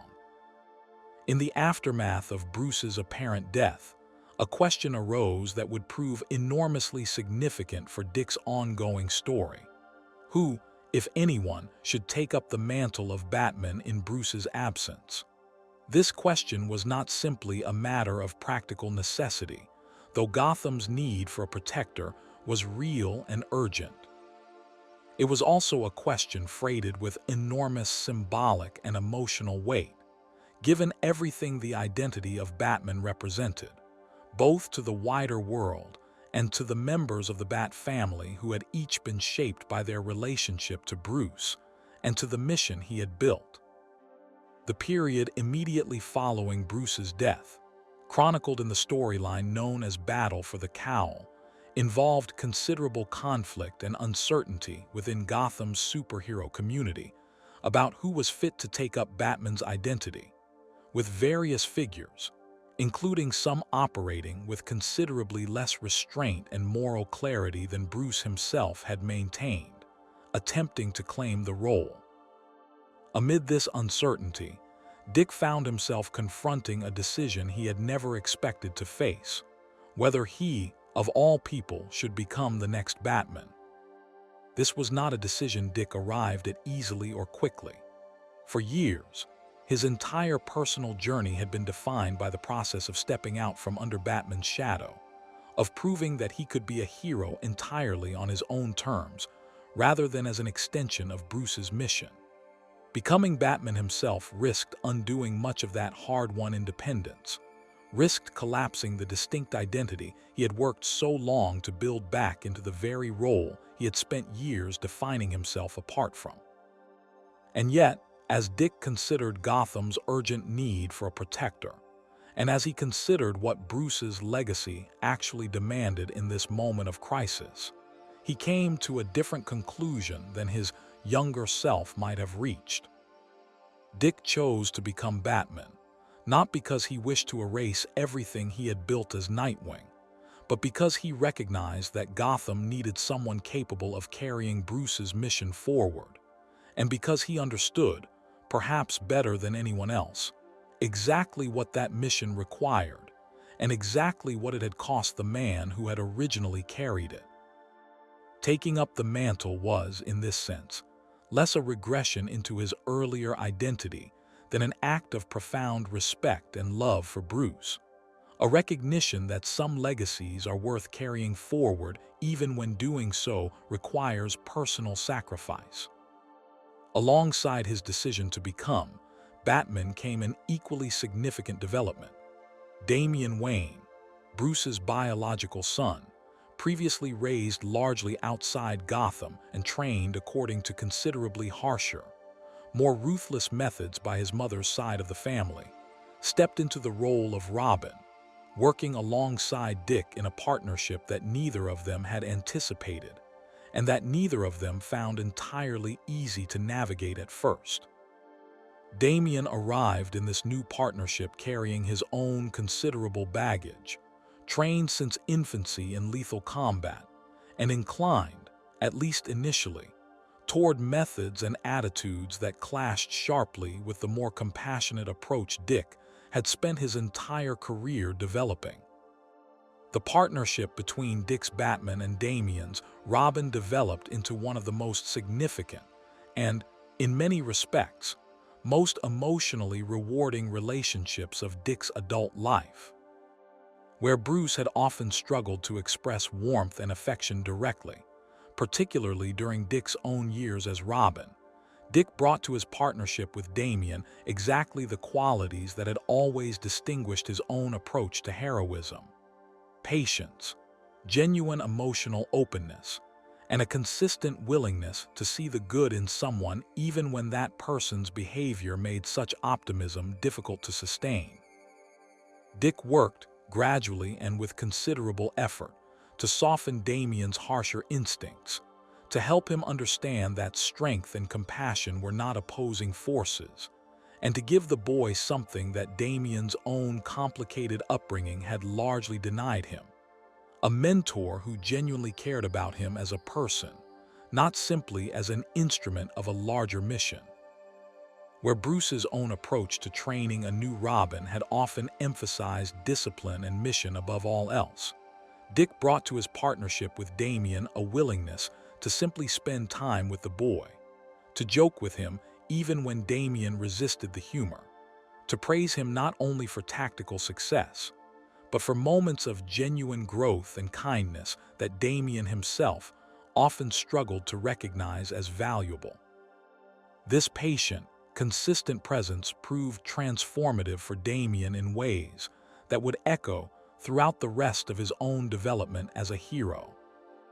Dick's tenure as Batman proved, in the eyes of many longtime observers of Gotham's superhero community, to be distinctive precisely because of how it differed from Bruce's own approach. Dick brought to the role considerably more warmth and openness than Bruce had ever displayed, a greater willingness to build genuine trust with Gotham's citizens rather than ruling primarily through calculated fear. This period revealed something important about Dick as a hero: that he was capable of carrying forward the discipline, competence, and unwavering commitment that defined Batman as an identity, while still remaining recognizably himself underneath the cowl, refusing to fully adopt the grim, isolating persona that had defined Bruce's own approach to the role.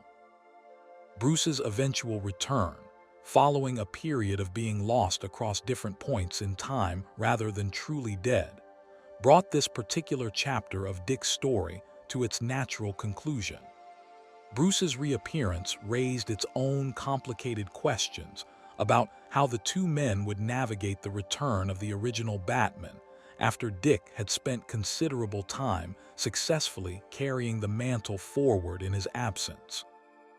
Their eventual resolution, arrived at with considerably more grace and mutual respect than might once have seemed possible given their earlier history of tension and misunderstanding, reflected just how far their relationship had evolved. Bruce recognized and honored what Dick had accomplished during his absence, and Dick, in turn, was ready and willing to return the mantle of Batman to the man it had always most fully belonged to, carrying forward instead the lessons and the relationship with Damian that this unusual chapter of his life had given him. Chapter 12. Return to Nightwing. With Bruce restored to his role as Batman, Dick returned to the identity of Nightwing, a transition that could easily have felt like a step backward, a retreat from the greater authority and responsibility he had carried during his time as Batman. Instead, Dick's return to his own identity reflected something he had understood clearly throughout his tenure as Batman, that wearing the cowl had never been about wanting the role for himself, but about meeting a moment of genuine need. With that need addressed and Bruce restored, returning to Nightwing represented not a loss of status, but a return to the identity that had always most authentically represented who Dick actually was. This period of Dick's life reflected a hero considerably more settled in his own sense of self than the young man who had first struggled to define himself apart from Batman years earlier. Having now experienced firsthand exactly what it meant to carry Batman's full weight of responsibility, Dick returned to being Nightwing with a deepened appreciation for both the demands Bruce had always carried and the particular freedoms that came with operating as Nightwing rather than as Batman. He understood, in a way perhaps only someone who had briefly worn both identities could fully understand, exactly why he had chosen the path he had chosen years earlier, and exactly what that choice had cost and what it had given him in return. There was, in this return, a quiet but meaningful sense of homecoming. Dick had proven, through his tenure as Batman, that he possessed the discipline and the capability to carry that particular mantle successfully, and having proven it, he no longer needed to carry it in order to feel secure in his own worth as a hero. He could return to the identity that felt most authentically his own, not out of any sense of insufficiency, but out of genuine preference, having tested the alternative and found that it was not, in the end, who he most wanted to be. Dick's relationship with the wider Bat family continued to deepen during this period, informed considerably by the bonds he had built while serving as Batman and mentoring Damian directly. He remained a close and trusted presence in Damian's life, even after returning the role of Batman to Bruce, continuing to serve as a stabilizing, warm influence on a boy who had few other relationships offering that particular combination of patience and genuine affection. His relationships with the other members of the Bat family, including Tim Drake and Jason Todd, each of whom had also worn the Robin identity at different points, and each of whom carried their own complicated relationship with Bruce, similarly benefited from Dick's continued willingness to serve as something like an older sibling figure, someone capable of offering perspective and support that Bruce himself often struggled to provide. Dick's reputation among the wider community of heroes across the DC universe, already considerable before his time as Batman, grew further during this period.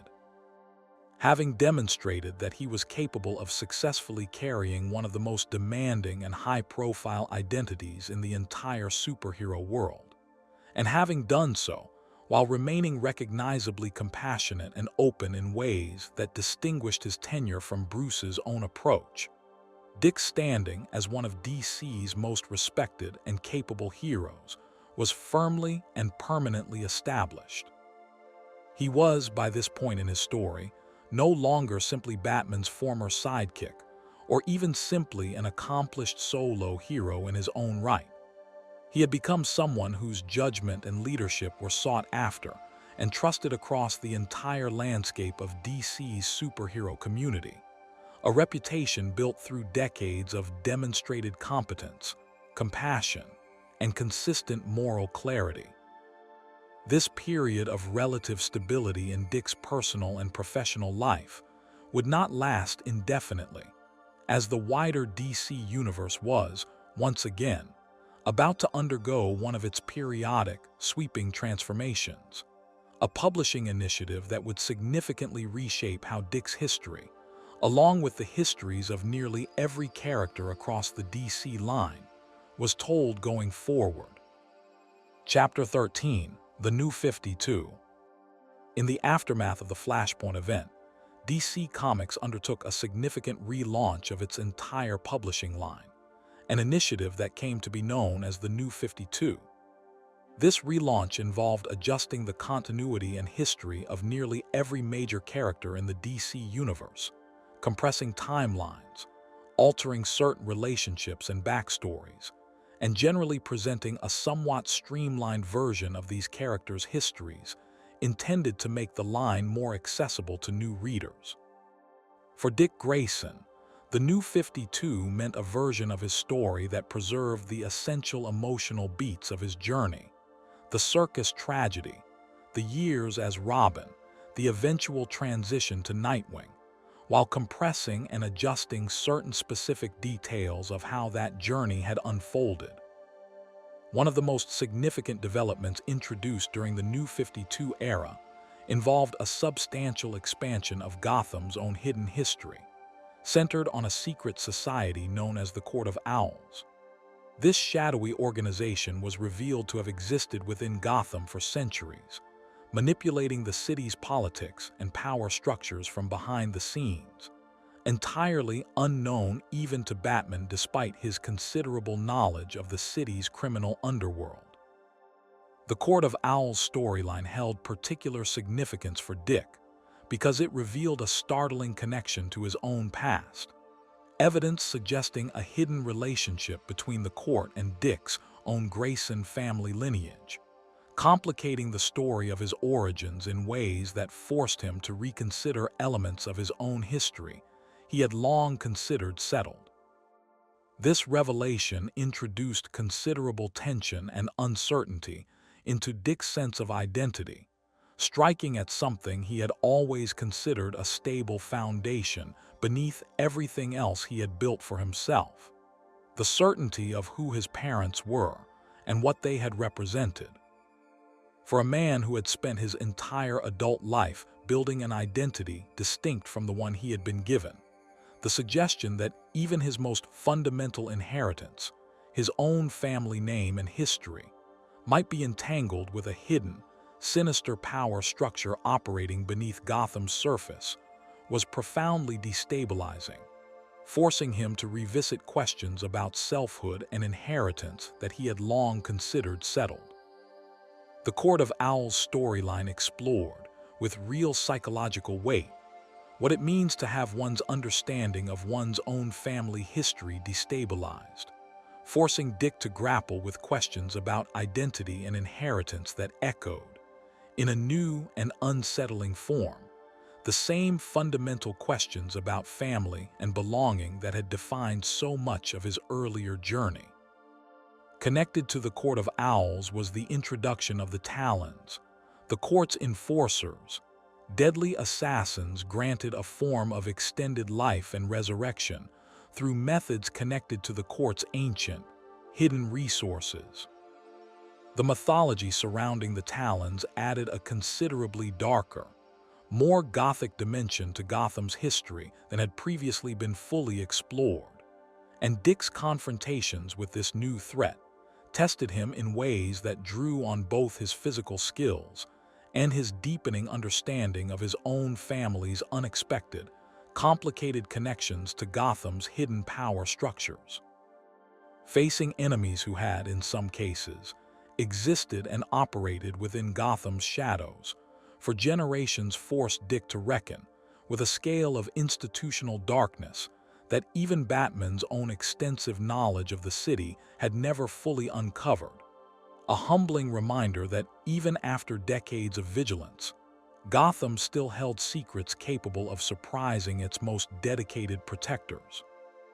Throughout the New 52 era, Dick's relationship to both Gotham and Blüdhaven continued to evolve, with the specific details of his time in Blüdhaven adjusted somewhat to fit the compressed timeline the relaunch had established.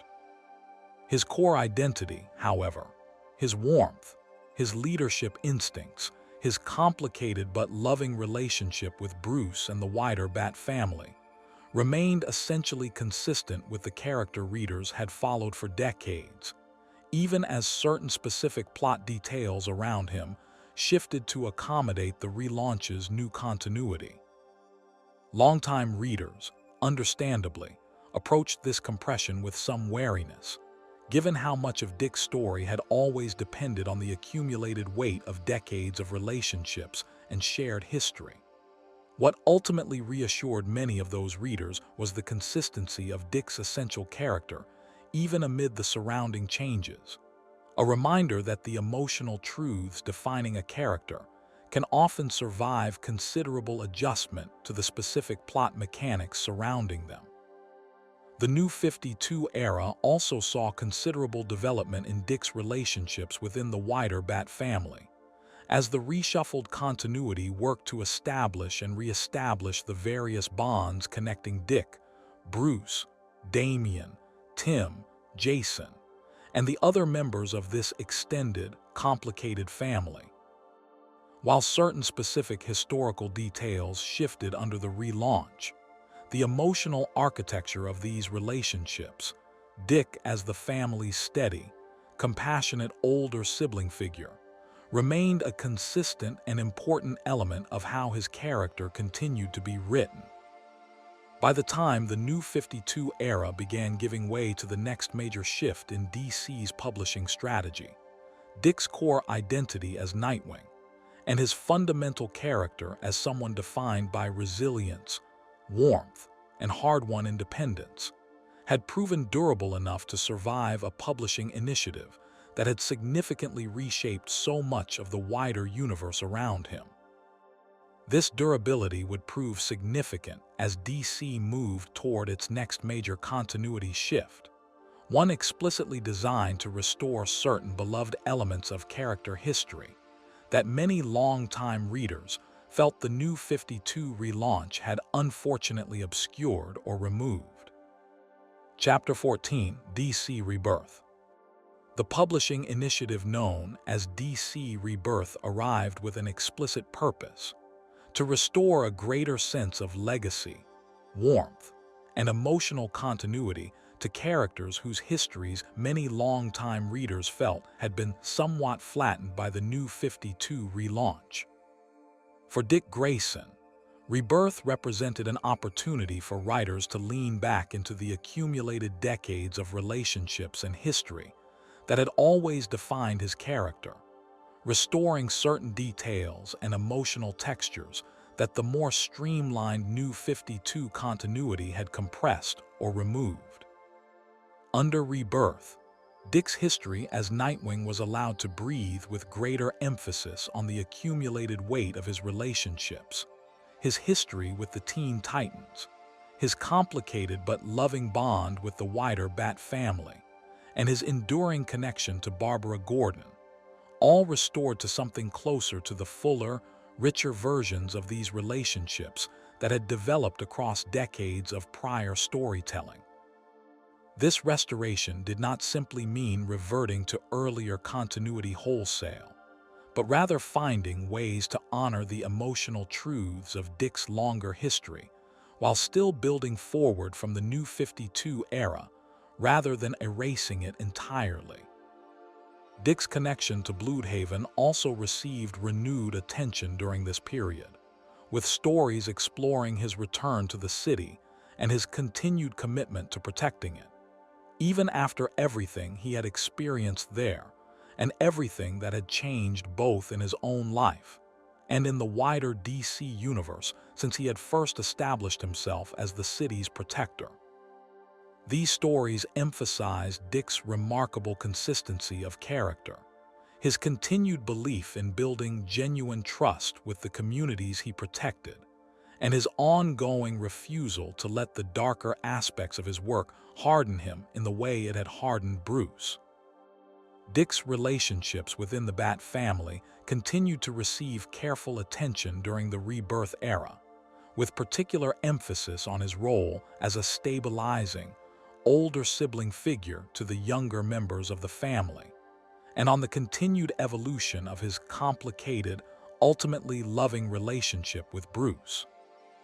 This era of storytelling generally worked to reinforce the sense that Dick occupied a genuinely unique position within the Bat family, someone with enough independence and enough distance from Bruce's direct authority to maintain his own identity, while remaining close enough, emotionally and often geographically, to serve as an essential presence in the lives of everyone connected to that extended, complicated family. Major storylines during the Rebirth era continued to test Dick in ways consistent with the character's long-established strengths, presenting him with threats that required both his combat capabilities and his deeper qualities of empathy, leadership, and moral clarity. Major storylines during the Rebirth era continued to test Dick in ways consistent with the character's long-established strengths, presenting him with threats that required both his combat capabilities and his deeper qualities of empathy, leadership, and moral clarity. This era also saw renewed attention paid to Dick's own internal life, his private hopes and uncertainties, in ways that added considerable emotional texture to a character, sometimes at risk of being defined too narrowly by his relationships to others. Writers during this period took care to explore what Dick wanted for himself, apart from his role as protector and mentor to so many people around him. Questions about where he might eventually settle, what a lasting, stable personal life might actually look like for someone who had spent his entire adult existence moving between cities and identities in service of others. Throughout this period, Dick remained recognizable as the same fundamental character who had first emerged from the tragedy of the Flying Graysons decades earlier, even as the specific stories and threats he faced continued to evolve alongside the wider DC universe around him.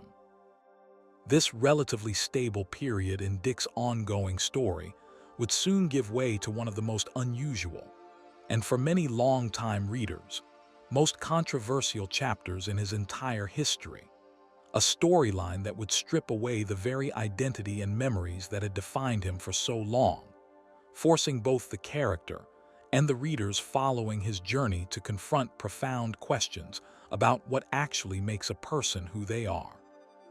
Chapter 15, RICGRAYSON.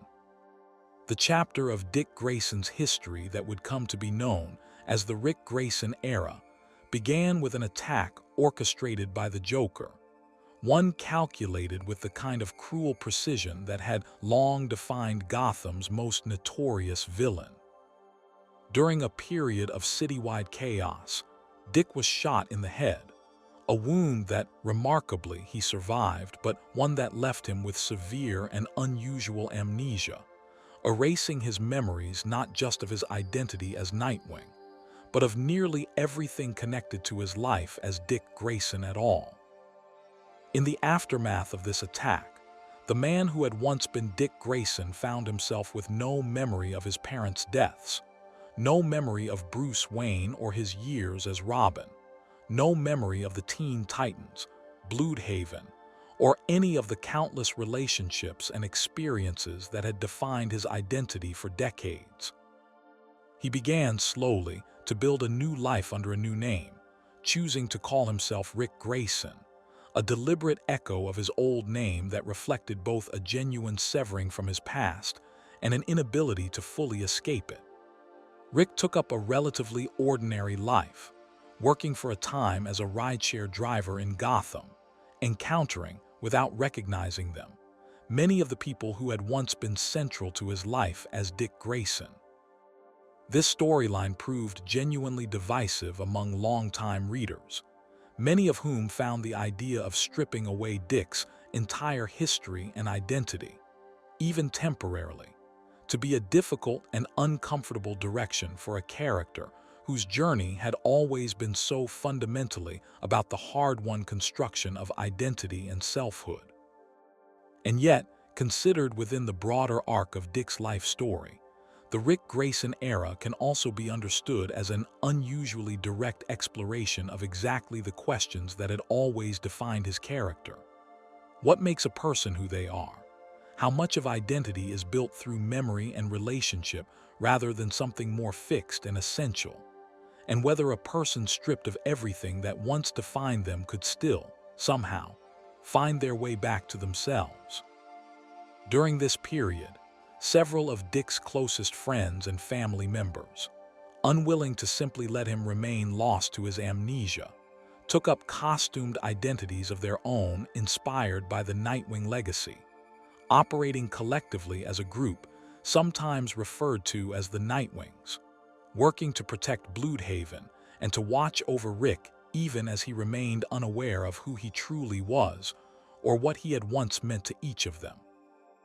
This period highlighted, in a somewhat unusual and indirect way, just how deeply Dick's presence and influence had shaped the people around him, with those who loved him refusing to let his identity and legacy simply disappear, even while he himself remained lost. Rick's journey during this period involved considerable internal struggle, as fragments of his former life occasionally surfaced, creating a persistent, disorienting tension between the ordinary life he was attempting to build as Rick and the extraordinary history that continued to exert a pull on him, even without his conscious memory of its details.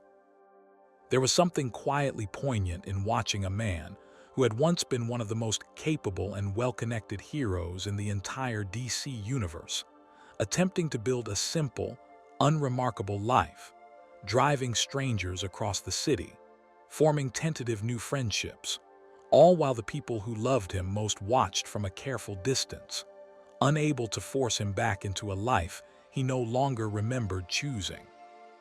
This tension eventually built toward Rick's gradual reconnection with his former life, as circumstances and the persistent efforts of those who loved him worked to slowly restore what the Joker's attack had taken from him. The eventual return of Dick Grayson's full memory and identity, following the resolution of this storyline, was written to reflect something meaningful about the character, that his fundamental self, his core values, his instinctive compassion, and his deep capacity for connection with others had remained present even during the period when his specific memories were unavailable to him. This suggested, within the logic of the story, that Dick's identity was not simply a product of remembered events, but something more deeply rooted in character and instinct, a self that could survive even profound disruption and eventually find its way back to full expression.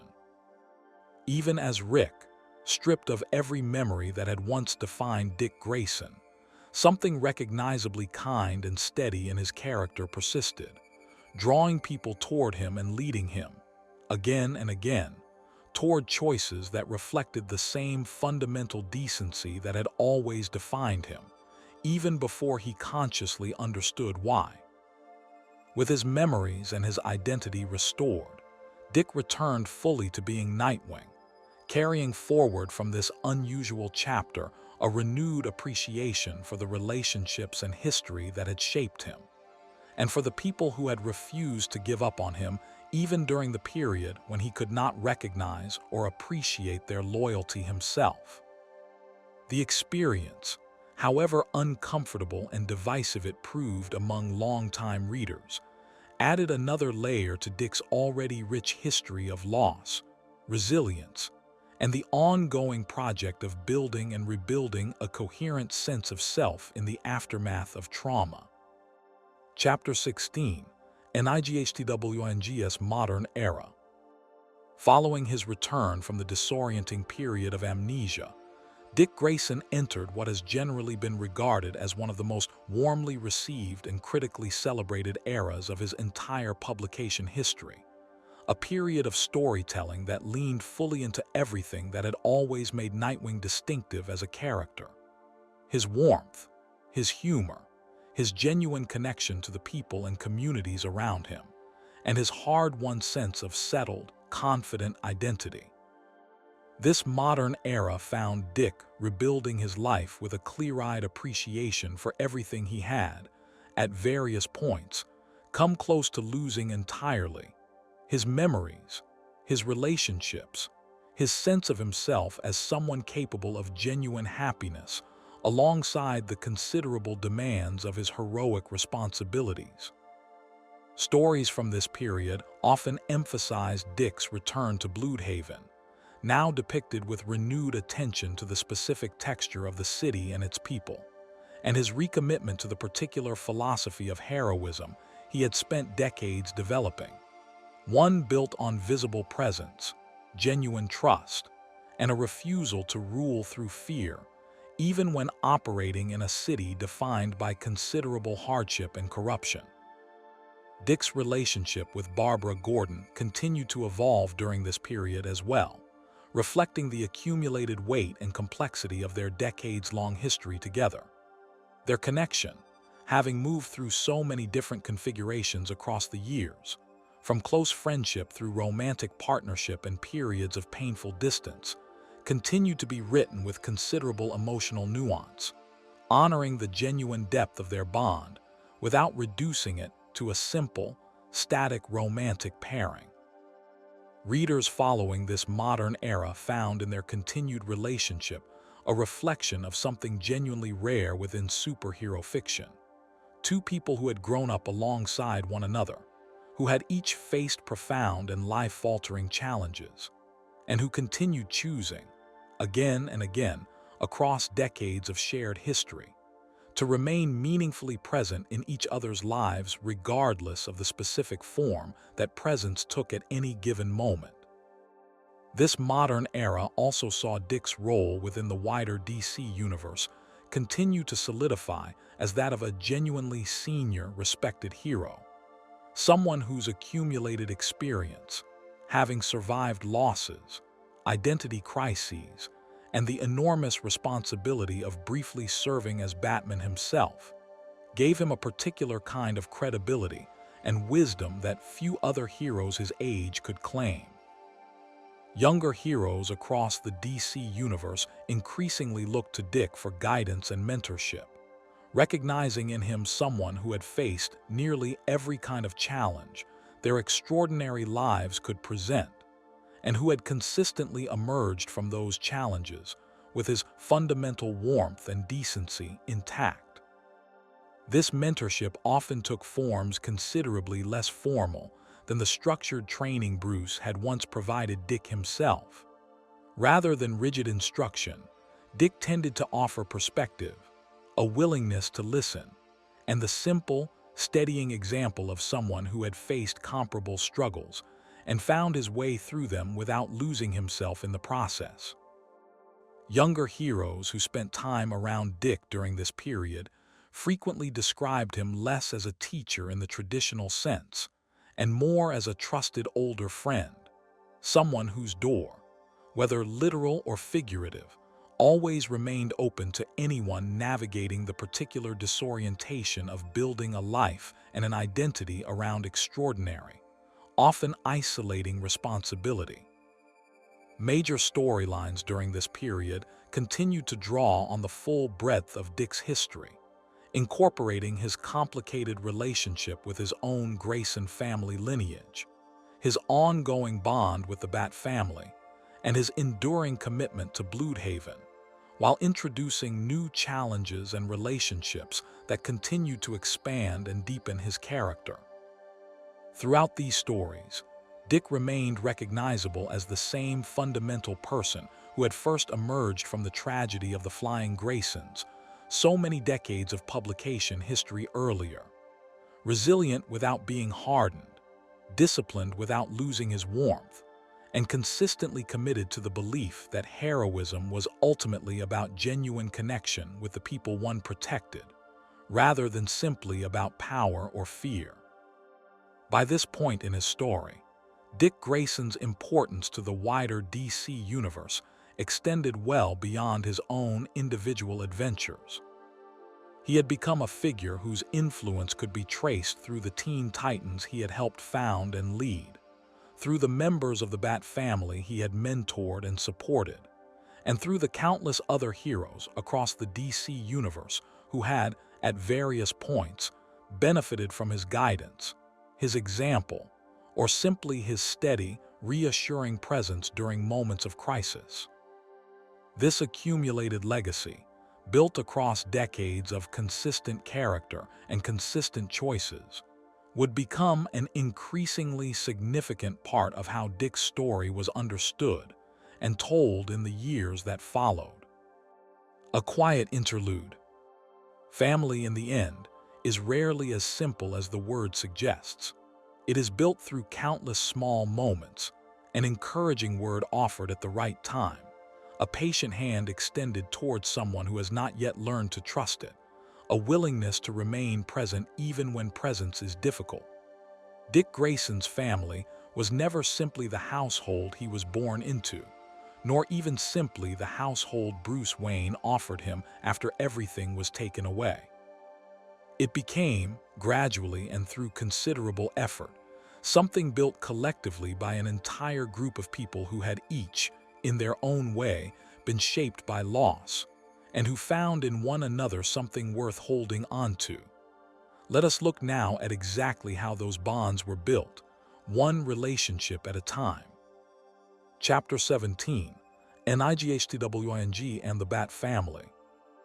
Across the many decades of his history, Dick Grayson's relationships with the other members of the Bat family have become some of the richest and most consistently important elements of his overall character, each relationship reflecting a distinct facet of his role as the family's emotional center and de facto older sibling. His relationship with Bruce Wayne, discussed at length throughout the story, remains the foundational relationship of Dick's entire life, one that evolved from the total dependency of a grieving child, through years of friction and gradual independence, into something closer to genuine partnership between two accomplished, respected equals. Whatever complications have defined this relationship across the decades, its underlying foundation of mutual love and respect has remained remarkably consistent, tested repeatedly by circumstance but never fundamentally broken. Dick's relationship with Jason Todd, who took up the Robin identity following Dick's departure, and who later returned from death, transformed into the considerably more violent and morally ambiguous figure known as Red Hood, has been marked by particular complexity. Jason's resentment toward Dick, rooted partly in feelings of having lived in the shadow of Batman's first and most beloved partner, created genuine tension between the two men for considerable stretches of their shared history. Jason often perceived Dick's easy warmth and widespread popularity within the Bat family as evidence of a fundamental unfairness in how each of them had been treated, a perception that Dick, to his credit, never dismissed outright, instead making repeated, patient efforts to understand and validate Jason's grievances, even when doing so meant absorbing a considerable amount of misplaced hostility. And yet, even amid this tension, Dick has consistently extended toward Jason a degree of patience and genuine care that few other members of the Bat family have been able to offer someone as guarded and as wounded as Jason has often been, reflecting Dick's broader tendency to meet difficult, defensive people with compassion rather than judgment. Tim Drake, who became Robin after Jason's apparent death, has generally shared with Dick a warmer, less fraught relationship, built on considerable mutual respect and Tim's own admiration for the example Dick set as both a hero and as a person capable of building a healthy identity apart from Batman's shadow. Their relationship has often been depicted as one of genuine friendship and mentorship, with Dick offering Tim the kind of steady, encouraging guidance that reflects everything Dick himself once wished he had received more consistently during his own years as Robin. Tim, notably more analytically minded and often more prone to self-doubt than either Dick or Jason had been at similar ages, found in Dick a particular kind of reassurance, someone who could validate Tim's considerable intelligence and tactical skill without ever making him feel that his worth as a hero depended entirely on flawless performance. Damian Wayne, Bruce's biological son and the youngest Robin to formally take on the identity, shares with Dick one of the most emotionally significant relationships in the entire Bat family, forged particularly during the period when Dick served as Batman and Damian as his Robin. Dick's patient, consistent affection helped soften some of Damian's harsher instincts, instilled through his unusual and often harsh upbringing, and Damian, in turn, developed a genuine, if often reluctantly expressed, affection and respect for Dick that has persisted across subsequent years of their shared history.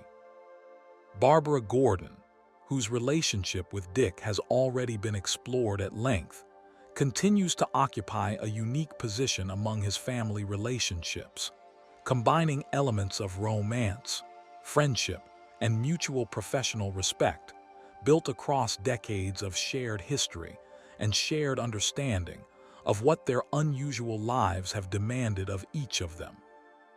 Cassandra Cain, a martial artist raised from birth to be a living weapon by her assassin father, and who later found her way toward heroism, largely through her own determination and the support of the wider Bat family, has shared with Dick a relationship defined by quiet mutual respect, with Dick recognizing in Cassandra's journey certain echoes of the broader Bat family's recurring theme. Young people shaped by extraordinary and often traumatic circumstances, finding their way toward genuine heroism and genuine selfhood despite everything working against them. Cassandra's own particular struggle, shaped by an upbringing that had denied her ordinary language and emotional expression in favor of combat training alone, resonated with Dick in a specific way, given his own history of having been drawn into a dangerous world at a young age.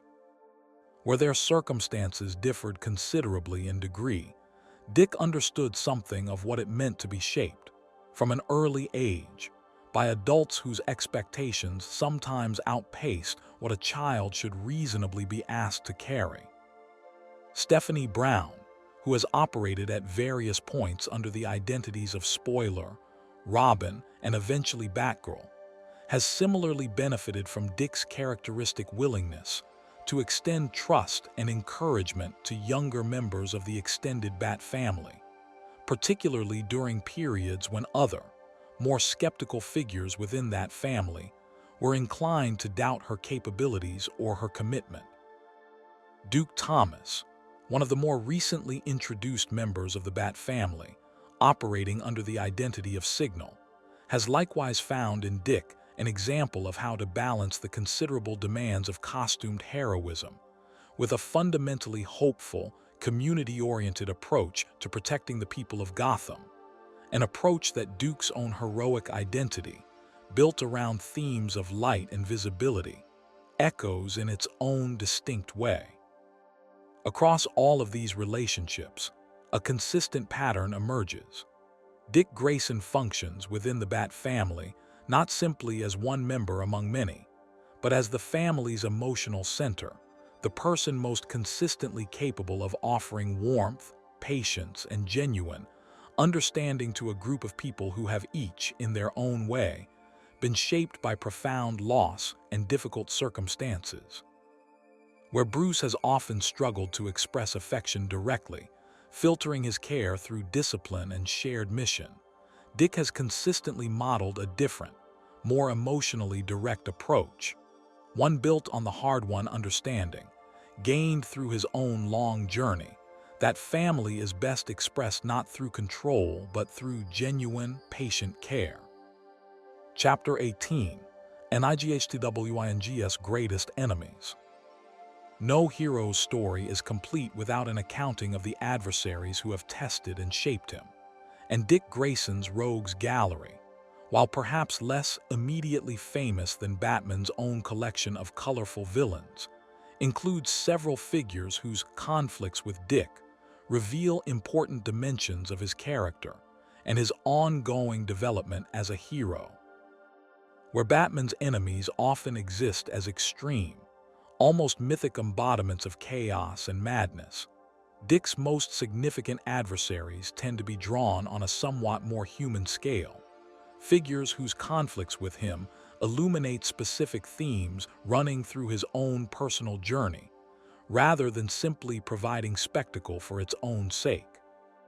Tony Zucco, the mobster responsible for the sabotage that killed Dick's parents, occupies a unique place in this history, not because of any prolonged rivalry, since Zucco was eventually brought to justice relatively early in Dick's story, but because of what he represents.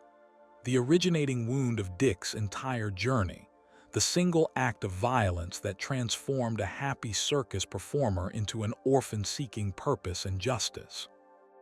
Every subsequent villain Dick has faced exists, in some sense, in the shadow of this original loss, a reminder of exactly what first drove him toward this extraordinary life.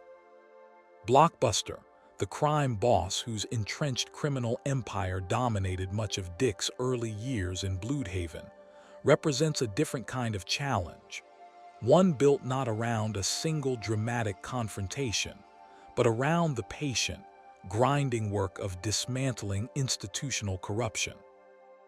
Dick's extended conflict with Blockbuster tested his capabilities as a solo hero and demonstrated conclusively that his effectiveness had never depended on the presence of Batman or the Teen Titans standing beside him. Deathstroke, the extraordinarily skilled mercenary and assassin whose conflicts with the Teen Titans, and with Dick personally, span decades of publication history, represents perhaps Dick's most consistently dangerous individual adversary, a man whose combat skills and tactical brilliance have repeatedly pushed Dick to the absolute limits of his own considerable abilities. Their rivalry has often carried personal stakes beyond simple combat, touching on themes of mentorship, legacy, and the corrupting influence of power. Given Deathstroke's own complicated relationship with his children and the ways his ruthlessness has damaged those closest to him. In many respects, Deathstroke functions within Dick's story as a dark mirror of what leadership and mentorship can become when stripped of empathy and genuine care, a stark contrast to everything Dick himself has worked to embody as a leader. Where Dick has consistently prioritized the well-being and growth of the people he leads, Deathstroke has repeatedly demonstrated a willingness to sacrifice even his own family in pursuit of victory. And the recurring conflicts between the two men have often served, narratively, to reinforce exactly how different Dick's approach to power and leadership truly is. The Court of Owls and their Talon enforcers, introduced during the New 52 era, represent a distinctly different kind of threat, one rooted in Gotham's hidden history and connected, disturbingly, to Dick's own family lineage. This conflict tested not just Dick's physical capabilities, but his sense of identity and inheritance, forcing him to reckon with unsettling questions about his own family history that no previous adversary had ever raised. The Joker, whose attack on Barbara Gordon left her paralyzed, and whose later attack on Dick himself triggered the amnesia storyline that produced the Dick Grayson era, represents a particular category of threat within Dick's story, not primarily a rival in skill or tactics, but a source of profound, personal trauma inflicted on Dick and the people he loves most. The Joker's role in Dick's history illustrates the particular cruelty that defines Gotham's most notorious villain, someone whose violence is calculated specifically to inflict maximum psychological damage on the people connected to Batman's extended family. Two-Face, the former Gotham District Attorney whose descent into villainy following a disfiguring attack left him defined by a tragic duality between his former identity and the criminal he became, has crossed paths with Dick at various points across his history, often serving as a reminder of the particular tragedy that can befall even fundamentally good people within Gotham's uniquely difficult environment. Raptor, a more recently introduced adversary specifically tied to Dick's own story as Nightwing, represents a twisted mirror of certain aspects of Dick's own philosophy. A former ally turned enemy whose betrayal struck at Dick's fundamental belief in trust and genuine connection, forcing him to reckon with the painful reality that his openness and willingness to trust others, while generally a source of strength, could also, in certain circumstances, be exploited by those willing to abuse that trust. This particular betrayal tested Dick in a way few other adversaries had managed to, not through raw physical danger, but through the far more painful experience of discovering that someone he had genuinely trusted had been manipulating that trust from the very beginning, a wound that echoed, in a smaller but still resonant way, the fundamental unfairness of his parents' deaths so many years earlier. Taken together, these adversaries illustrate something important about what Dick Grayson's villains represent within his broader story. Where Batman's rogues gallery often functions as a reflection of Bruce's own psychological darkness and the chaos he has dedicated his life to opposing, Dick's most significant enemies tend to test different aspects of his character. His capacity for trust, his sense of family and inheritance, his commitment to protecting communities through genuine connection rather than fear, and his resilience in the face of losses that echo, again and again, the original tragedy that first defined his extraordinary life. Chapter 19. What makes Nightwing different? Having traced Dick Grayson's journey across so many decades and so many transformations, from circus performer to Robin, from Robin to Nightwing, from Nightwing briefly to Batman and back again, it is worth pausing to consider directly what it is that makes him such a distinctive and enduringly beloved figure within the wider landscape of superhero fiction, and particularly within the specific context of Gotham City's often grim, shadow-laden mythology. Perhaps the most immediately apparent quality that distinguishes Dick from so many of his fellow heroes, and particularly from Bruce Wayne, is his fundamental optimism. This is not a naive or uninformed optimism. Dick has witnessed, across his long history, an enormous amount of violence, loss, and human cruelty, arguably as much as any hero in the wider DC universe. And yet, unlike Bruce, whose own profound losses hardened him into someone who approaches the world primarily through the lens of vigilance and control, Dick has consistently maintained a fundamental belief in the possibility of genuine connection and genuine goodness, even within a world that has given him ample reason for cynicism.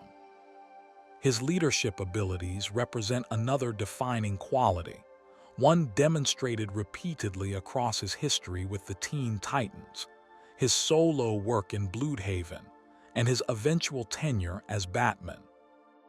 Dick's particular style of leadership, built on collaboration, genuine care for the people he leads, and a consistent willingness to listen and adapt rather than simply dictate, stands in clear contrast to more authoritarian models of leadership found elsewhere within superhero fiction, including within Bruce's own approach to commanding those around him.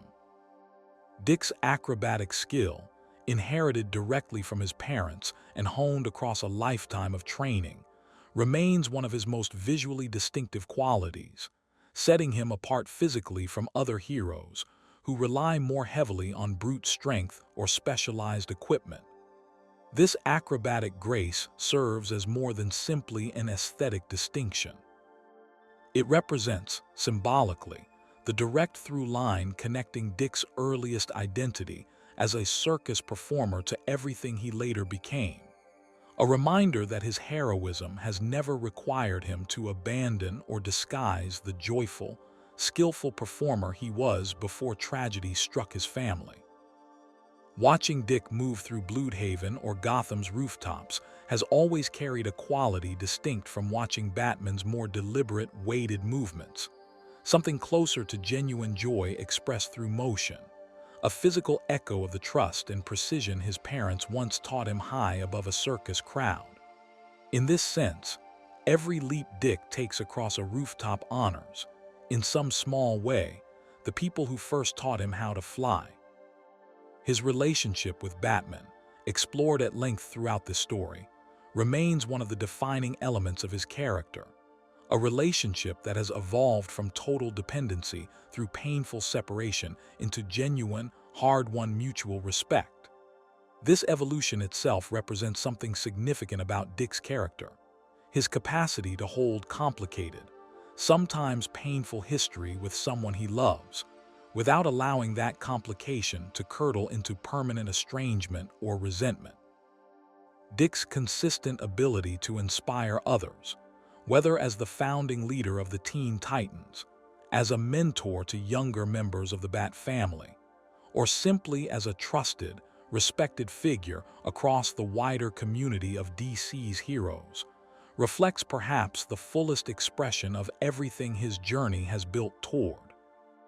He has become, across decades of story, someone whose example other characters within his fictional universe actively look toward, a hero whose greatest strength lies not in any particular power or skill, but in his demonstrated capacity to remain fundamentally himself, warm, hopeful, and genuinely caring, even after everything his extraordinary life has demanded of him.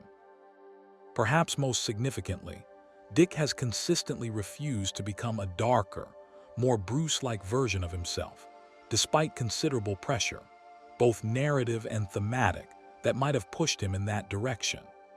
Writers across decades of publication history have repeatedly explored what it might look like for Dick to harden, to adopt Batman's more fear-based approach, to let his own considerable losses calcify into the same kind of isolation that defines Bruce.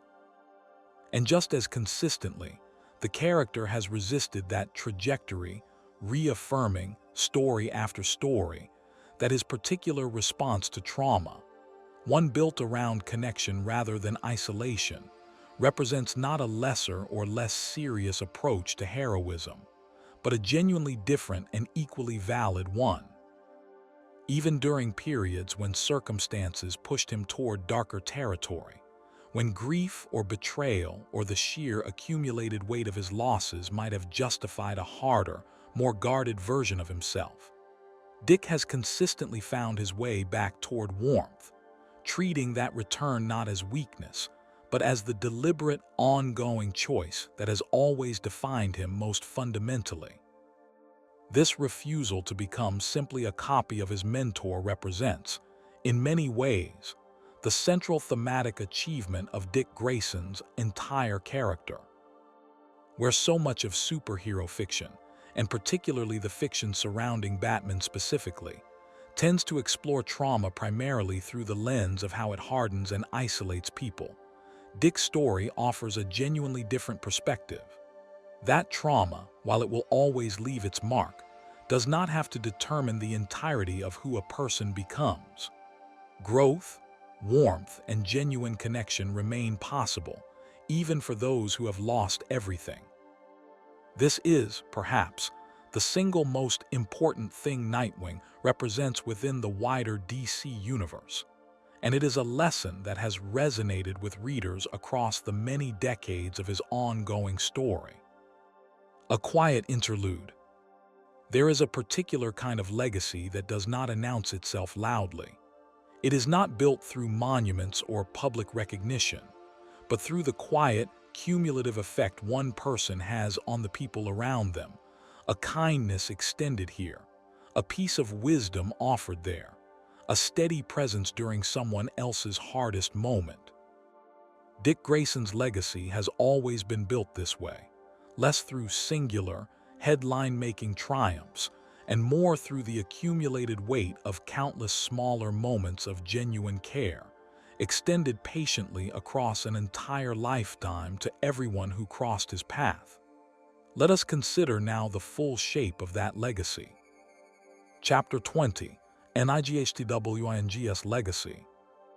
Considered across the full span of his history, Dick Grayson's influence on the wider DC universe extends far beyond his own individual adventures, radiating outward through the many characters he has mentored, led, and inspired across decades of publication history. His influence on younger heroes has been considerable and consistent, extending well beyond the specific members of the Bat family he has directly mentored. Dick has served, across many stories and many eras, as a kind of model for what a well-adjusted, emotionally healthy superhero might actually look like. A counterexample to the more common narrative pattern in which trauma inevitably produces isolation and darkness. Younger characters across the DC universe, whether directly mentored by Dick or simply aware of his reputation and example, have frequently looked to him as evidence that it is possible to carry profound loss without being consumed by it. His importance to the Teen Titans specifically cannot be overstated. As one of the team's founding members and its most consistent, significant leader across many different eras and rosters, Dick's influence on the team's fundamental character, its emphasis on genuine friendship, mutual support, and collaborative leadership, has persisted even through periods when he himself was not actively serving as the team's leader. The Titans, as an institution within the DC universe, continue to reflect values that Dick was instrumental in establishing during those foundational early years. Within the Bat family specifically, Dick's importance is perhaps even more directly evident, given his consistent role as the family's emotional center and its most reliable source of warmth and stability. Every subsequent Robin, and indeed every member of the wider extended Bat family, has benefited in one way or another from the particular model of mentorship and care that Dick has consistently offered, one built on patience and genuine affection rather than simply on discipline and shared mission. Dick's relationship with Superman, established initially through the Kryptonian legend that gave him the name Nightwing, has developed into a genuine friendship and mutual respect between two of the DC universe's most fundamentally hopeful heroes, despite their very different origins and very different corners of that universe. This relationship reflects something significant about where Dick ultimately positioned himself within the broader landscape of DC's heroes, not simply as an extension of Gotham's grim mythology, but as someone whose fundamental optimism connects him meaningfully to heroes operating in considerably brighter corners of that same fictional world. Bruce Wayne himself has, across many stories and many eras, explicitly identified Dick as one of his greatest successes, a recognition that carries particular weight given how sparingly Bruce typically extends this kind of open acknowledgement to anyone. This recognition reflects Bruce's own gradual, hard-won understanding of exactly what he accomplished in raising Dick, not simply training a skilled crime fighter, but helping to shape a person capable of genuine happiness, genuine connection, and genuine leadership, despite everything that had been taken from him as a child. It is worth noting how remarkable this outcome truly was, given everything working against it.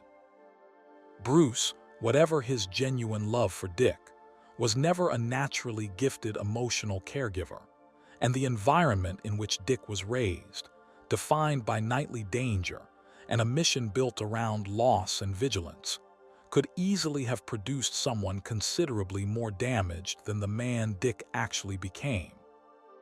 That he did not become that person speaks as much to Dick's own resilience and inner resources as it does to anything Bruce specifically provided. A reminder that even imperfect guidance, offered with genuine love, can help a person find their way toward becoming who they were always capable of being.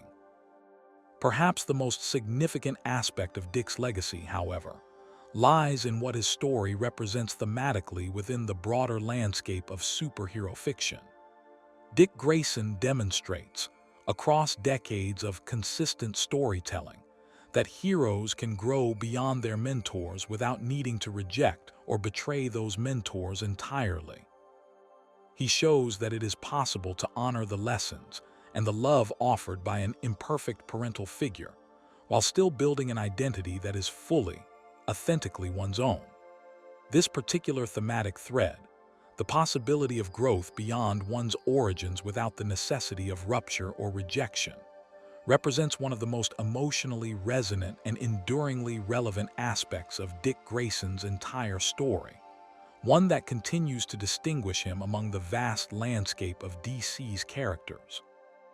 It is a lesson that extends well beyond the specific circumstances of superhero fiction, speaking to something genuinely universal about the process of growing up, the difficult, necessary work of becoming someone distinct from the people who raised us, while still carrying forward, with gratitude rather than resentment, whatever good those people managed to give us along the way. A quiet interlude. Before we close this long journey, let us take one more moment to breathe. We have traveled a considerable distance together, from a circus tent decades ago to a rooftop somewhere above Blüdhaven tonight, through joy and loss, through identity found and lost and found again. If you are still listening, perhaps drifting somewhere between waking and sleep, know that the story is nearly finished, and that it ends as it should, somewhere peaceful. Final chapter, The Man Behind the Mask. Return for a moment to the beginning of this story. A boy stands beneath a circus tent, watching his parents climb toward a platform high above a sawdust ring, exchanging the look they always exchanged before beginning their performance, a look built on total, complete trust in one another. The tent is full. The crowd is quiet with anticipation, and somewhere above them, unseen and unfelt until it is far too late, a set of wires has been quietly, deliberately weakened. Everything that followed, the years at Wayne Manor, the countless nights spent training in the shadow of a grieving, determined man, the first time a small figure in red and green and yellow leapt across a Gotham rooftop beside a much darker shape, the friendships forged among a small group of young heroes discovering, together, who they might become apart from their mentors, the slow, painful process of stepping away from an identity that had once saved him in order to build one entirely his own. The city of Blüdhaven and the trust he built there, one patient conversation at a time, the loves and the losses, the brief, strange period spent wearing a symbol that had never quite been his to claim before circumstance required it of him, the memories stripped away and slowly, carefully rebuilt. Everything that followed began with that single, devastating moment beneath the circus tent. It would have been entirely understandable, given everything that was taken from him that night, for Dick Grayson's story to have become something considerably darker than it did. He had every reason, following the pattern established so clearly by the man who raised him, to let that original wound harden into something closed off and vigilant. To decide, as Bruce had decided, that connection was a vulnerability best avoided, that the only reasonable response to a world capable of such casual cruelty was total, unrelenting control.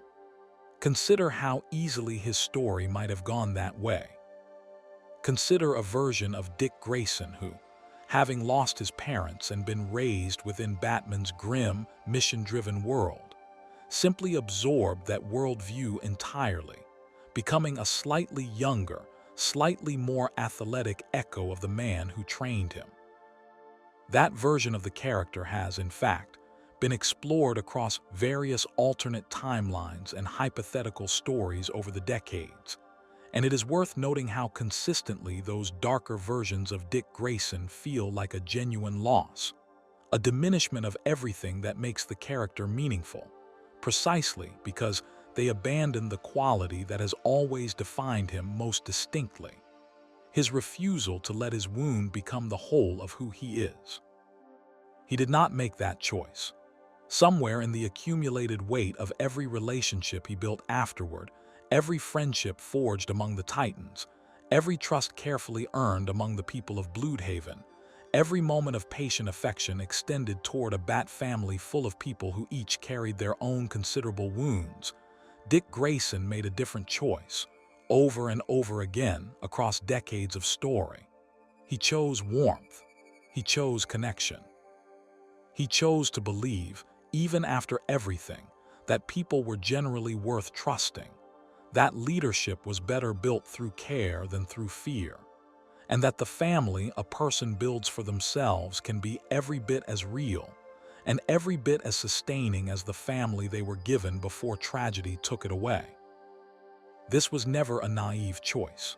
Dick understood, perhaps as well as anyone in his entire fictional universe, exactly how much cruelty the world was capable of. He had lost his parents to it. He had watched Barbara Gordon lose the use of her legs to it. He had, for a time, lost even his own memories and his own name to it. And still, again and again, he chose hope rather than isolation, chose to build rather than to simply guard what remained. This is, in the end, the quiet, essential truth at the center of Dick Grayson's entire story. He was Robin before he was Nightwing, and there was a version of his life in which he might have remained Robin forever, content to exist within the shadow of a mentor who loved him imperfectly but genuinely. He did not choose that path. He chose, instead, the considerably harder work of becoming himself, of taking everything Batman had taught him, the discipline, the training, the unwavering commitment to protecting the vulnerable, and building from it something that was recognizably his own, warmer and more open than anything Bruce himself had ever fully allowed. He became Nightwing not because he rejected Batman, but because he learned everything Batman had to teach him, and then, carefully, patiently, found the parts of himself that Batman's example alone could never have revealed. He discovered that he could lead not through fear but through genuine care. He discovered that a city could be protected not just through intimidation but through trust, patiently built and consistently honored. He discovered that family did not require blood, that identity did not require erasing everything that came before, and that a person shaped by profound loss could still, somehow, become one of the warmest, most consistently hopeful figures in his entire fictional world. Think for a moment of everyone whose life was touched by that single choice, made and remade across so many years. The Titans who found in him a leader worth following. The people of Blüdhaven who learned to trust the figure on their rooftops rather than fear him. The younger members of the Bat family who found, in Dick, an older brother capable of offering something Bruce himself often struggled to give directly. Barbara Gordon, who found in him someone who understood exactly what her own transformation had cost and what it had ultimately given her in return. Damian Wayne, who learned from Dick that strength and gentleness were never actually opposites. Each of these relationships, extended patiently across decades of story, traces back to that same fundamental choice: warmth over isolation, connection over control, hope over the easier, more familiar path toward hardness that his own history might otherwise have justified. The boy who once flew through the air above a circus crowd, trusting completely in the hands that would catch him, grew into a man who learned to trust just as completely in the people around him, in the Titans who became his family, in the city that became his responsibility, in the Bat family that came to rely on his steady warmth, and in himself, finally and fully, as someone capable of carrying forward everything he had lost without ever letting that loss define the entirety of who he was. That is who Nightwing is. Not simply Batman's former sidekick, not simply a skilled acrobat in a blue and black costume, a person who took the worst thing that ever happened to him and built slowly and patiently across an entire lifetime, something genuinely good in response. A reminder, carried forward through decades of stories, that it is possible to be shaped by darkness without becoming darkness yourself. Somewhere above Blüdhaven tonight, in the quiet hours after midnight, a figure moves silently across the rooftops, watching over a city that has learned, slowly and imperfectly, to trust him. He is not afraid of the dark. He has lived inside it since he was a child, but he has never let it become the only thing he is. He carries with him still the memory of two people high above a circus crowd, trusting completely in each other's hands, and every rooftop he crosses, every stranger he protects, every young hero he quietly guides, is in its own way an extension of that same trust, passed forward patiently into a world that still, despite everything, remains worth believing in. Rest now. The city is watched over. The story, like Dick Grayson himself, will still be here in the morning.